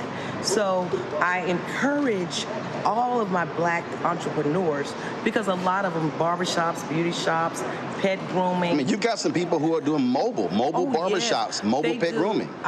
We've got a mobile chiropractor who has the chiropractor table there. Some of the podiatrists are now doing it. Massage therapists? Massage therapists, because if you're dealing with a lot of senior citizens, you may have high clientele, but it helps you to be able to get around. So like if you're in a big city like Dallas, or say New York or LA, and you have clients that are all spread out, what we're finding is a lot of the entrepreneurs are able to schedule appointments for certain sectors of their city. So they may say, okay, we're going to be on the north side this week, So each month they're able to say north, south, east, west. And it saves on renting office space and everything that goes along with that. Brick and mortar. Because eventually the vehicle is the mobile work place. Your vehicle is your mobile workplace. The brick and mortar now sometimes is just not as convenient. It's just not as affordable and cost efficient. Boutiques. I was just talking to a young woman this week. She has a boutique. She's having to close because her rent space in the shopping village has gone up so astronomically. And so I said, listen, you can do your boutique on wheels. So now that's what she's doing. She's building a Sprinter, Roland, and she's going to be on wheels. So y'all can come on. You can do it. Whatever your idea is, that vision in your mind, and you say, I'm dreaming about this, well, now's the time to call. So just call me. 816-569-6784. That's 816-569-6784. And that's Sterling Luxury Coaches right here in Kansas City. We ship them all over the country. Yeah, like I said, Roland's here today working on his. So you don't have to be here. We ship them out. So call me. We'll see what we can do. SterlingLuxury.com, and let's see what we can make happen for you in a new Mercedes-Benz Sprinter. All right, then. So, I mean, this is, first of all, again, it's Sterling Luxury. That's the company. And the thing that's amazing, Matt, Monique, and Xavier, is that this was not a business that Windsor was in. She didn't know nothing about this business, got an opportunity to buy it, took it over, learn the business, learn the craft, learn how to do this. And she's been able to thrive with it. And again, like I said, she and I we were just talking, and she was like, yeah, I took this thing over, had absolutely no idea, and then was able to connect with her. So they are, like I said, they are building our new Sprinter. And I want people to understand. I want people to understand why we feature multiple type of businesses, because I think one of the problems, Matt, is when you don't know, you don't know. And a lot of times people think, oh, we own barbecue restaurants, we own barbershops, we own hair salons, but the idea of, no, she's not owning a car dealership, but she is owning an upscale auto business. And this is getting people to understand they can see themselves differently. And when you see it, she doesn't have to be the only woman or the only African American. There could be others. I think that's a great point. In addition to that, what I think is compelling here is that she purchased an existing business, if I'm correct. Yep. So that's also important because a lot of times when we think about entrepreneurship, I think we only think about the vertical integration, if you will, from the bottom up. But there are obviously people like this brilliant businesswoman there in Kansas City who saw the opportunity to purchase a business and is obviously increasing significantly based on her expertise. She's clearly got incredible business acumen. But that's another thing I would just say to echo your sentiments is for people out there who are interested in entrepreneurship, there are clearly opportunities where you can buy existing businesses and expand upon those businesses. And the thing here that I think is also what's interesting, Monique, is that she lives between New York and Dallas. And so the shop is based, in fact, most of the upfitter shops, they're actually in the Midwest. That was the company that we got our Sprinter from, is there in the Midwest. So her deal was, it wasn't like, okay, let's move it here. She's like, no, because I think it's Elkhart, Indiana, if I'm correct, is like the RV capital of the world. So that's one of the reasons why it's there in the Midwest. And again, this is getting people to think just differently about business and going beyond just sort of where they are. That's why I think it's a great story. Absolutely. I mean, her story and your story and supporting her, all of that is like entrepreneurship at 101, all the way up to advanced doctorates in 401, because it's entrepreneurship, entrepreneurial spirit. It's being enterprising. It's recognizing where the cash is flowing and getting in on the flow. It's taking chances on different business model. It's not having to be in person where your business is in order for your business to flourish. I mean, there are a million different things that you see. And I do hope that the people who are watching soak all of that in, because we perish for lack of knowledge. And this is certainly knowledge that we can use, that really anybody can apply in their lane. I was a fan of Bob Proctor. He's gone on. He's journeyed out of his body now. I thought he never would. But one of the stories he always told was about figuring out how to make money before he knew why he was making money, because he just knew how to run business. He started a cleaning business, and the next thing you knew, it was all over the world. So he understood how to be profitable before he understood why he was being profitable. So for those of you who just want your bills paid, it doesn't have to be your whole passion in life, beloved. You can pursue that as well, but that JOB will give you some securing of the bag. Xavier, this is when we were in Tulsa, we were live streaming one of the marches here, and this was one of the videos we put together. And I was having this conversation with the folks at Mercedes as well as Windsor, because when we sat down, we were going over how we use the vehicle.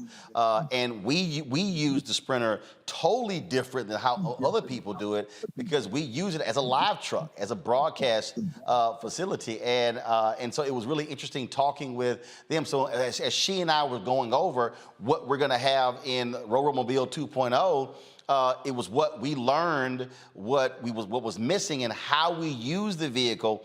And again, what was great for me is, and I have no problem saying it, folks, understand, that cost us $195,000.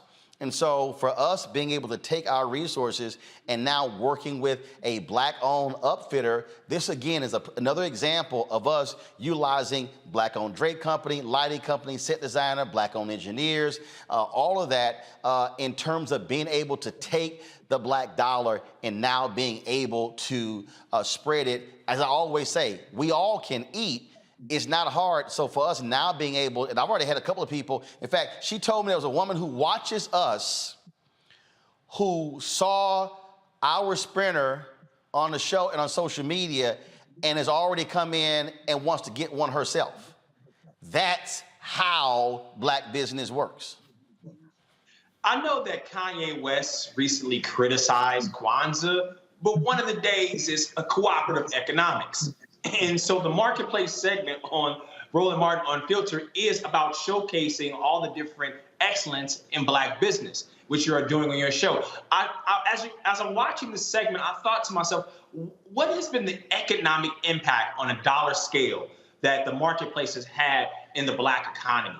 We need more places like that. I wonder, have you ever sat down, Roland, and thought, what has been the economic impact of Roland Martin Unfiltered?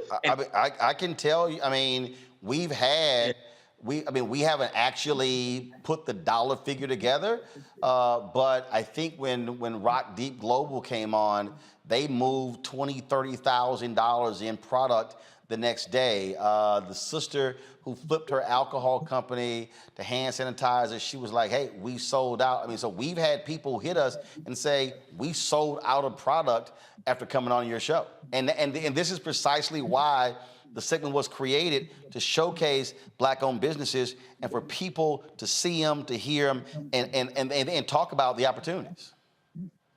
And that's what it's all about. I mean, Roland, you understand this uniquely, and that's why, in addition to giving the information, you talk about the economics of Black-owned media and its impact. And so you're constantly educating your audience why it's important to bring attention to these issues, why it's important to bring attention to Black businesses, why it's important to bring attention to the building of Black wealth in our country. And so that is an evidence of that, the fact that we have these anecdote stories about all these businesses that have been positively impacted by this platform. Absolutely. And so this is video here again after the accident that took place in New Orleans, where our sprinter was totaled. And so folks may have heard me when I said, you know, it cost $195,000. We could only get up to $125,000. Then I had, in terms of insurance, then I had these fools like, well, there's underinsured insurance. Well, fools, we had that, but you have to actually qualify for that, and we were unable to do so. So we got back about $126,000. But we're working through all of this right now, and like I said, the conversation that I had with Windsor, the unit that we're getting is actually going to be larger than that one, and there are a lot of other features that we did not have. So a lot, like for instance, people ask me, hey, did we see the driver? Well, our new Sprinter is going to have 360-degree cameras that are also recording. So if anything like that happens again, we'll be able to capture so the accident that happened when Deshaun was driving, we'll be able to capture that. And so there's so many other features that we'll have, and so looking forward to that. But I'm thankful that again, by us ordering our next one, we can utilize the only Black-owned upfitter in the country and the only woman upfitter in the country, Windsor Barbie with Sterling Luxury. And so we appreciate it. Glad to go out today. So excited for her as well as for her daughter, Amber. And so I can't wait to show y'all our new Sprinter hit the road. We're going to be covering the campaigns. We thought we were going to have it by the end of September, but because of course, supply chain issues, that's been an issue, and because of the popularity.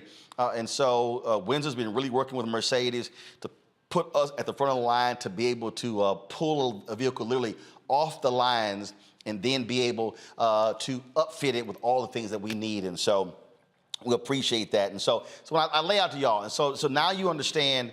I'm going to a break. We're going to come back. We're going to do Education Matters. But this is a perfect example. What Xavier was talking about, what I'm constantly trying to get our folks to understand. We can spend lots of time on this show talking about police brutality, talking about voter suppression, talking about all these critical issues. But the fact of the matter is, if we're not having a money conversation, then we're not having an American conversation. If we're not, last night I was in New York for the screening of the movie Till, about Emmett Till and Mamie Till Mobley. First of all, it is an unbelievable movie, unbelievable. And there was a brother, and I'd never heard of his name. His name was Theodore Howard, and he was a rich man, and Mamie Till Mobley stayed at his home, and dude had a mega mansion. It was unbelievable. And he was talking, there's a scene, and they were going by the pool, and the kids were playing, and And she said, well, Mr. Howard, thank you for what you're doing for black people. And he said, let me be clear. We need money to advance our agenda. We need money to achieve our freedom. And he understood that. And so the reason we talk about money, this ain't no Creflo Dollar, help me buy a plane. This ain't no, Carol, why you dipping your head? That's why you with the church in Atlanta, Carol? Okay, I'm just checking. Carol's like, oh Lord, he go to call out Creflo. No, this Monique, why you holding your finger up like you at church? This is not a situation. This ain't no church prosperity and prosperity gospel. No, what this is, we cannot talk about social justice if we are not including black economic social justice. You can't say, man, we need these lawyers suing folk if you can't pay the lawyers. I think Matt agrees with that. And Monique and Xavier. You can't sit here and say, oh man, we need folk covering our stuff if you can't afford media.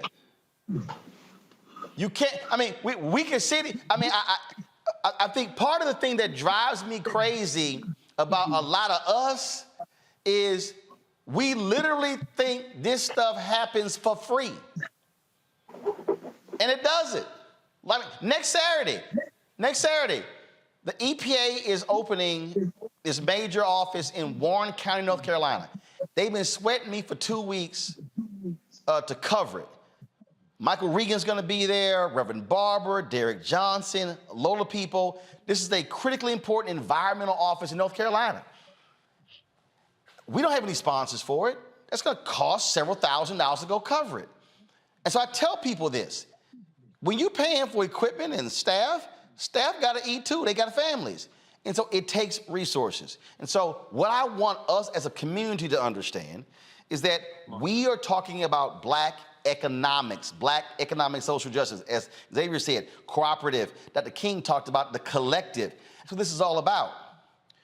We have to stop having surviving conversations and have thrive conversations. That's what's important. And so that's why doing this segment is vital, because there's somebody who's watching. There's a young brother or a young sister sitting out there saying, I thought I wanted to open a dealership one day, but I can open that kind of business. Or, man, the people who did our green screen, I could open a black drape company. If our young folk never see it, then they'll never believe they can actually do it. And so that's why it's important. All right, real quick break. When we come back, Education Matters right here on Roland Martin Unfiltered on the Black Star Network. Don't forget, help us, join us, join our fan club. Talk about money. Again, your dollars matter. P.O. Box. See, check out money orders to P.O. Box 57196, Washington, D.C. 20037-0196. Cash App, $RM Unfiltered. PayPal is R Martin Unfiltered. Venmo is RM Unfiltered. Zelle, Roland at RolandSMartin.com. Roland at RolandMartinUnfiltered.com. We'll be right back.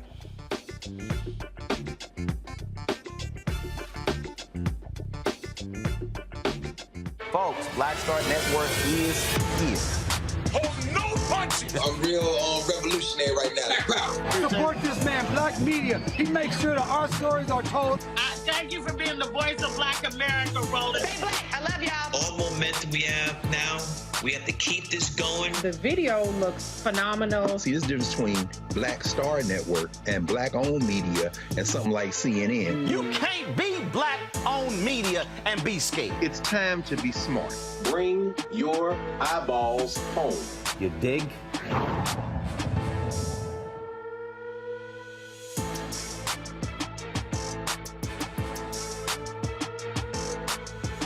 Hey, I'm Cupid, the maker of the Cupid Shuffle and the Wham Dance. What's going on? This is Tobias Trevelyan. And if you're ready, you are listening to and you are watching Roland Martin Unfiltered.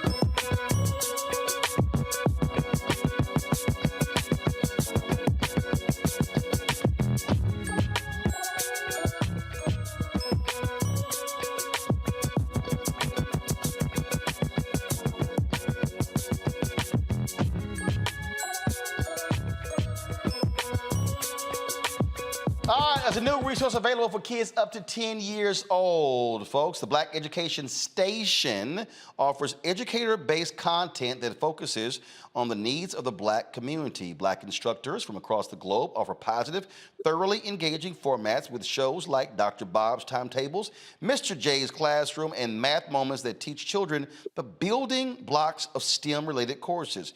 Nancy Marie Gilliam, the spokesperson and creator acquisitions of the Black Education, joins me from Philadelphia. How you doing?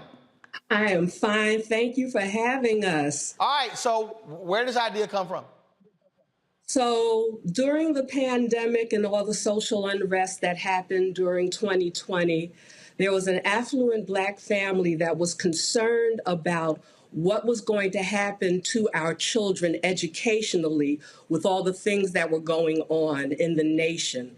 So they decided to pool their resources and to create this first ever streaming platform that was dedicated to the educational needs of our Black children to ensure that there was a place for them to be able to acquire quality educational content to bridge any gaps that these situations that we're facing would create. All right, so where's it streaming? Is it an OTT channel? Is it on YouTube? Where's it streaming? We're available on Apple TV, Roku TV, anywhere you stream, Black Education Station is and will be available. So that's the name of the app, Black Education Station? Yes. Okay, got it.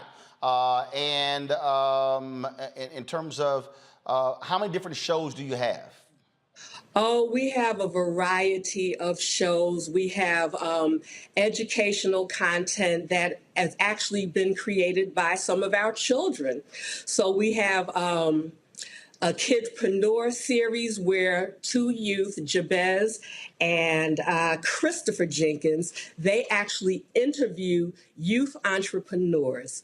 We have Ava, the STEM princess, who does all kinds of STEM research and shows kids how to do experiments. We also have reading contents where authors of Black books come on and read their books for the children. We take children on an HBCU tour where students at HBCUs actually take the children on a tour of the campus virtually to show them what the HBCU life is like. We have another series called My Career, where it's Career Day, and we interview different people to show children the different options that they have as far as choosing a career. So we offer a plethora of educational content that is designed to develop the whole child. Because, right now, there's no holistic education going on in the education system because that's not what the education system was designed for. The education system, as it stands right now, is designed to create people who don't think for themselves, who can be easily made into slaves. So you have people who go from school to school to school, and then they take all their creativity, all their talent, all their ability, and they pour that into somebody else's vision. And at the end of 30, 40 years, they come away with a gold watch, thank you, and their dreams and visions shattered. So we want to end that cycle. Wow. And show children that they can do and what they can do and how they can do it. That's awesome. Let's go to my panel for questions. I'll start with, let's see here. Monique. Yes, the one with kids who's really excited about this. Congratulations. I don't know. Analysts may have children as well. I was just excited to see this and excited to see all of the color of the children. Because, using Black children and things these days is offensive, apparently. Yes. Why? On them. I wonder. Wow. We exist. But what methods can we use, like for children who are, and I don't even know if this is what you do, but I'm going to ask anyway because I have teenagers, to carry on the engagement that you're getting with the offerings that you have now that are geared toward younger ages? Well, eventually we do intend to expand our programming to include middle and high school students, Because we are brand new, we decided that we were going to just encapsulate the initial content just to that age range until we can get our footing, get a following, and then we'll be able to expand the content to include those age groups. But for right now, I would just engage them. I mean, there's stuff when even though we say it stops at 10th grade, you'd be surprised. Okay, for example, we're going to go to Hustle Brothers and Celebrity Friends. So this particular series deals with issues that our youth will have to face. So there's one particular episode where the Hustle Brothers are trying to teach the youth how to best handle an encounter with the police, right? So it starts as a cartoon. They lay the foundation, and then all of a sudden, Ice-T appears on the scene. Okay, who better to teach the youth about how to deal with the cops? And full disclosure, he talks about the time where he was that rapper that made that song, F the Police. He talks about his history with, playing the cop on TV. So he offers some solid foundational information for our youth to take away in the event that they have an encounter with a police officer. So, don't be swayed that we saying, preschool to age 10. There's something on that station right now for everybody. Well, I'm excited about it, and I hope that our government gets behind you all if they're not getting on board already, because with these latest numbers that just came out, I believe it was the New York Times that just released the study about the amount of loss that our kids have endured because of the pandemic, and it's especially that age group that you're targeting. So best wishes to you on that. And the disparities, and it impacts us the most. And that's why Black Education Station is important, because we're losing, even with, the computer situation. Now, I don't know what it was like where you are, but in Philadelphia, it was a hot mess. The technology that was offered was not substantial for the children to even access their classes and, get the learning, and they would get frustrated. So they would log out and, start playing video games because they couldn't get online to learn. So, we have to do something. I tell everybody everywhere I go, nobody's coming to save us. We got to save ourselves. So if nobody else is going to do it, we have to bring the village back. We have to become operators one, help each other out. If you don't have a child in the age group that we're dealing with, and, give somebody a subscription, somebody who needs it, because the need is out there. And that's why we exist. Yep. All right, let's see here. Xavier. Congratulations on the Black Education Station. Thank you. Question I have about, is it curriculum focused or supportive of what's going on in the classroom of students, or is it just topic content based for kids? And also, is there some sort of financial literacy component program that is part of Black Education Station? Okay, currently the financial literacy component is in development. We did have a financial literacy coach express some interest. So his content is in development at this point. Most of the topics, it's topic based. So for example, you have the bilingual coach who's teaching children, to be bilingual from the door, teaching them the English and the Spanish. You have math topics, you have science topics. So it's not necessarily curriculum-based, can be incorporated into an existing lesson plan to supplement what a teacher may already be doing, or what a homeschooling parent might be doing, trying to do with their children. They can find stuff on the channel to supplement that, if that makes sense. Thank you. You're welcome. Matt. This is a genius idea, and we will definitely be getting subscriptions in my house. I have young children. The question I had for you, though, is actually as it relates to the content creators. So do they license the content to you, or do they have some continued financial stake as Black Education Station continues to grow? What is your relationship with them? So they license the content to us. remains their content. They can do with their content whatever they please, but we're happy that they decided to upload it to the Black Education Station. We do have content creating original content for the station. We also have content creators who have already had their content published on YouTube or, other streaming platforms who have decided to also stream their content on our platform. So they license to us, they retain all rights to their property, and it's a win-win situation for everybody. All right, then. That's absolutely fabulous. Again, tell everybody where they can download the app. All right, so Apple TV, Roku TV, visit the blackeducationstation.com for all of your needs. We can also be found on our link tree, which has a link to if you wanted to become a content creator, you could click that link. If you wanted to subscribe, you could click that link. If you want to be a part of our international commercial, you can click that link. So that particular link tree is linktr.ee/Black Education Station. And you can find all your needs there. Please buy a subscription, gift a subscription, and support us because we're here to support you. All right, then. All right. I appreciate it. Thank you so very much. And good luck with that and all that y'all doing. Thanks a lot. Thank you so much. All right, then. All right, folks. So here we go. So now remember I was just telling y'all, Xavier, Monique, and Matt, again, how media works. So Windsor, I was just texting Windsor about her Sprinter company. This is what she just hit me. She said, 2 of the black guys came over to the shop today because they heard you talking about it.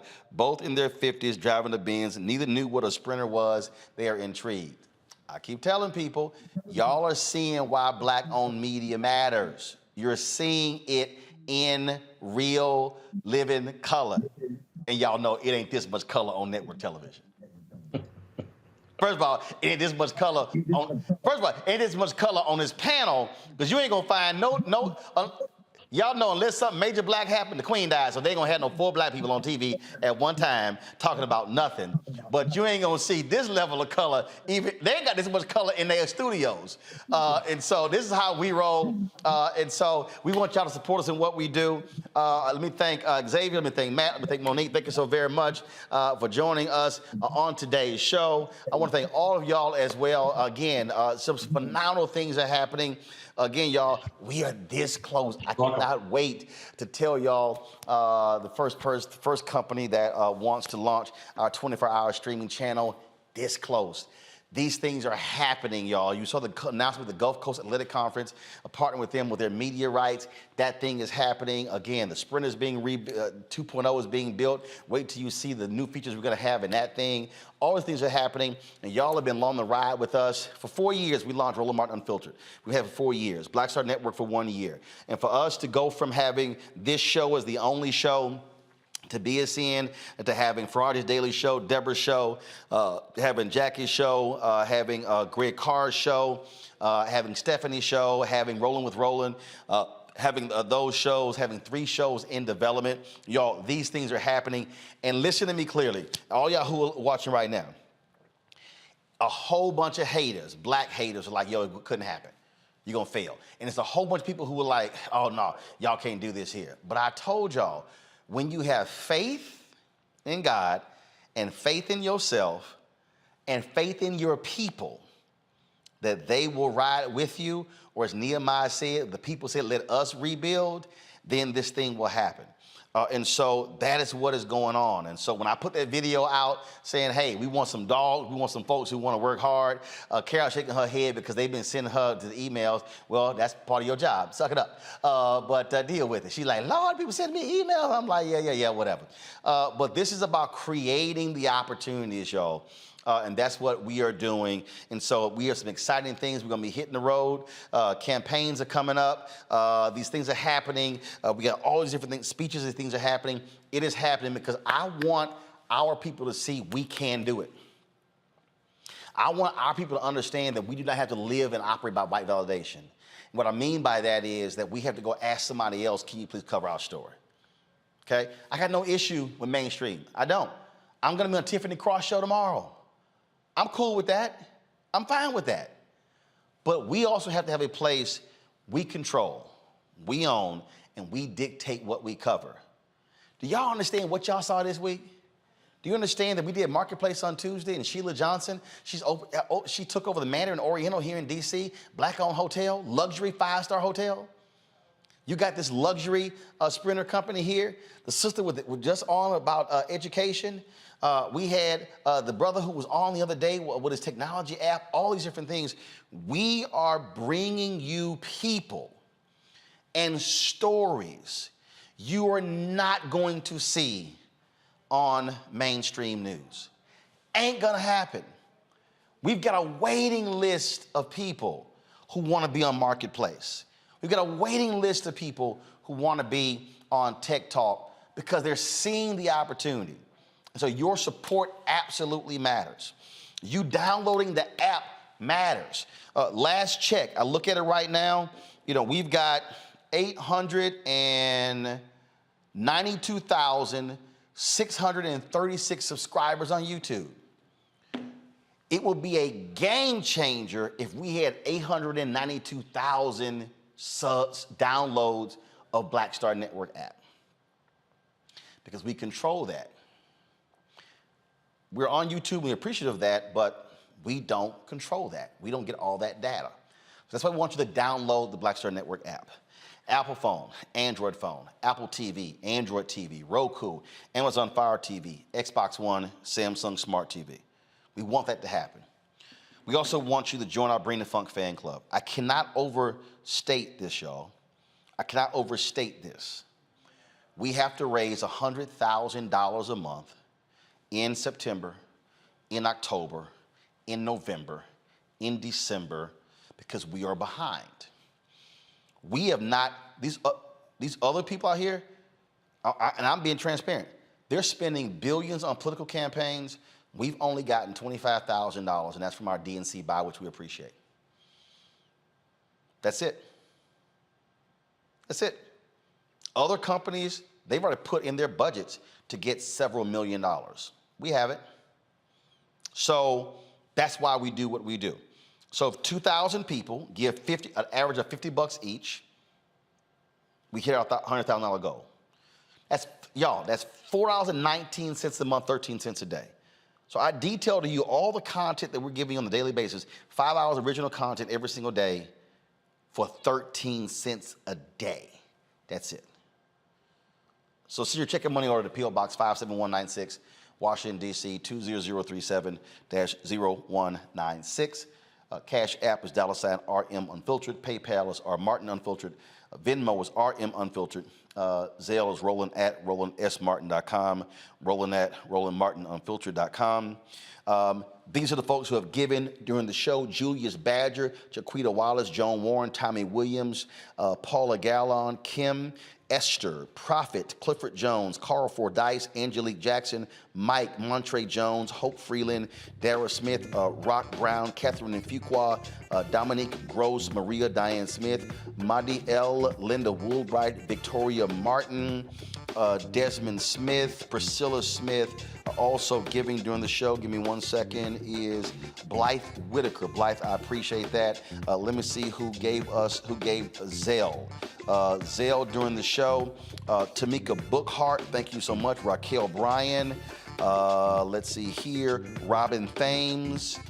Thank you for giving during the show. Donald Drummond. Lisa Thomas. Michelle Lorraine Hintley also gave during the show. Thank you so very much. Let me thank Calvin Jeter. Let me thank Doretha Duncan. They also gave during the show. Thank you so very much. And just right now, Robert, thanks for your $50. Norvell Molex Jr., thank you for your $50. Jacqueline Thomas, thank you for your $50. Colette, thank you for your $40. Arturo Morgan, thank you for your $33. And again, y'all, Julius Badger. Again, y'all, actually, every dollar absolutely matters. And so, all people who give, your name is right. Hold up, right there. Okay, I'm saying which month I'm in. Your name is right there on our list. If you don't see your name, and y'all might, I get y'all emails, man, the name's going too fast. Y'all, it's a lot of people. We need more people, but it's a lot of people. And so that's what we have right there. And so please, if you do not see your name, look, just record the show and pause that sucker. If you don't see your name, let us know. We'll be sure to get it up. But again, we are blessed, and I'm thankful. I'm humbled that so many of you support and believe in what I am doing, believe in what we are doing. And so we appreciate this.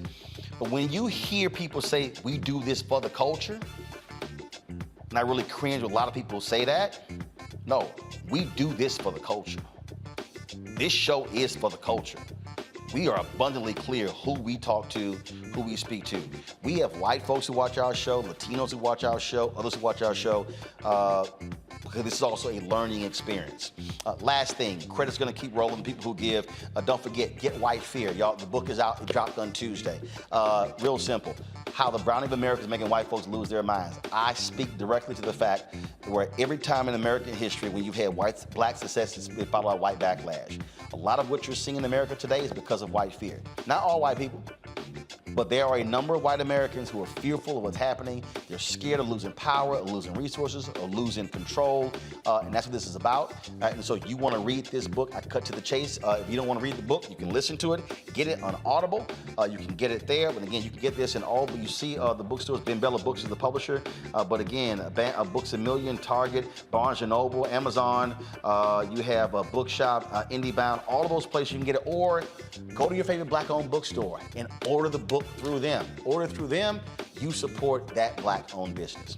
Folks, that is it for me. I certainly appreciate it again. I'll see y'all tomorrow morning on Tiffany Cross's show on MSNBC. Y'all know I'm always ready to bring the funk, because that's what we do. Have a fabulous weekend, folks, and I'll see you on Monday. Y'all know how I was in the show. Holla!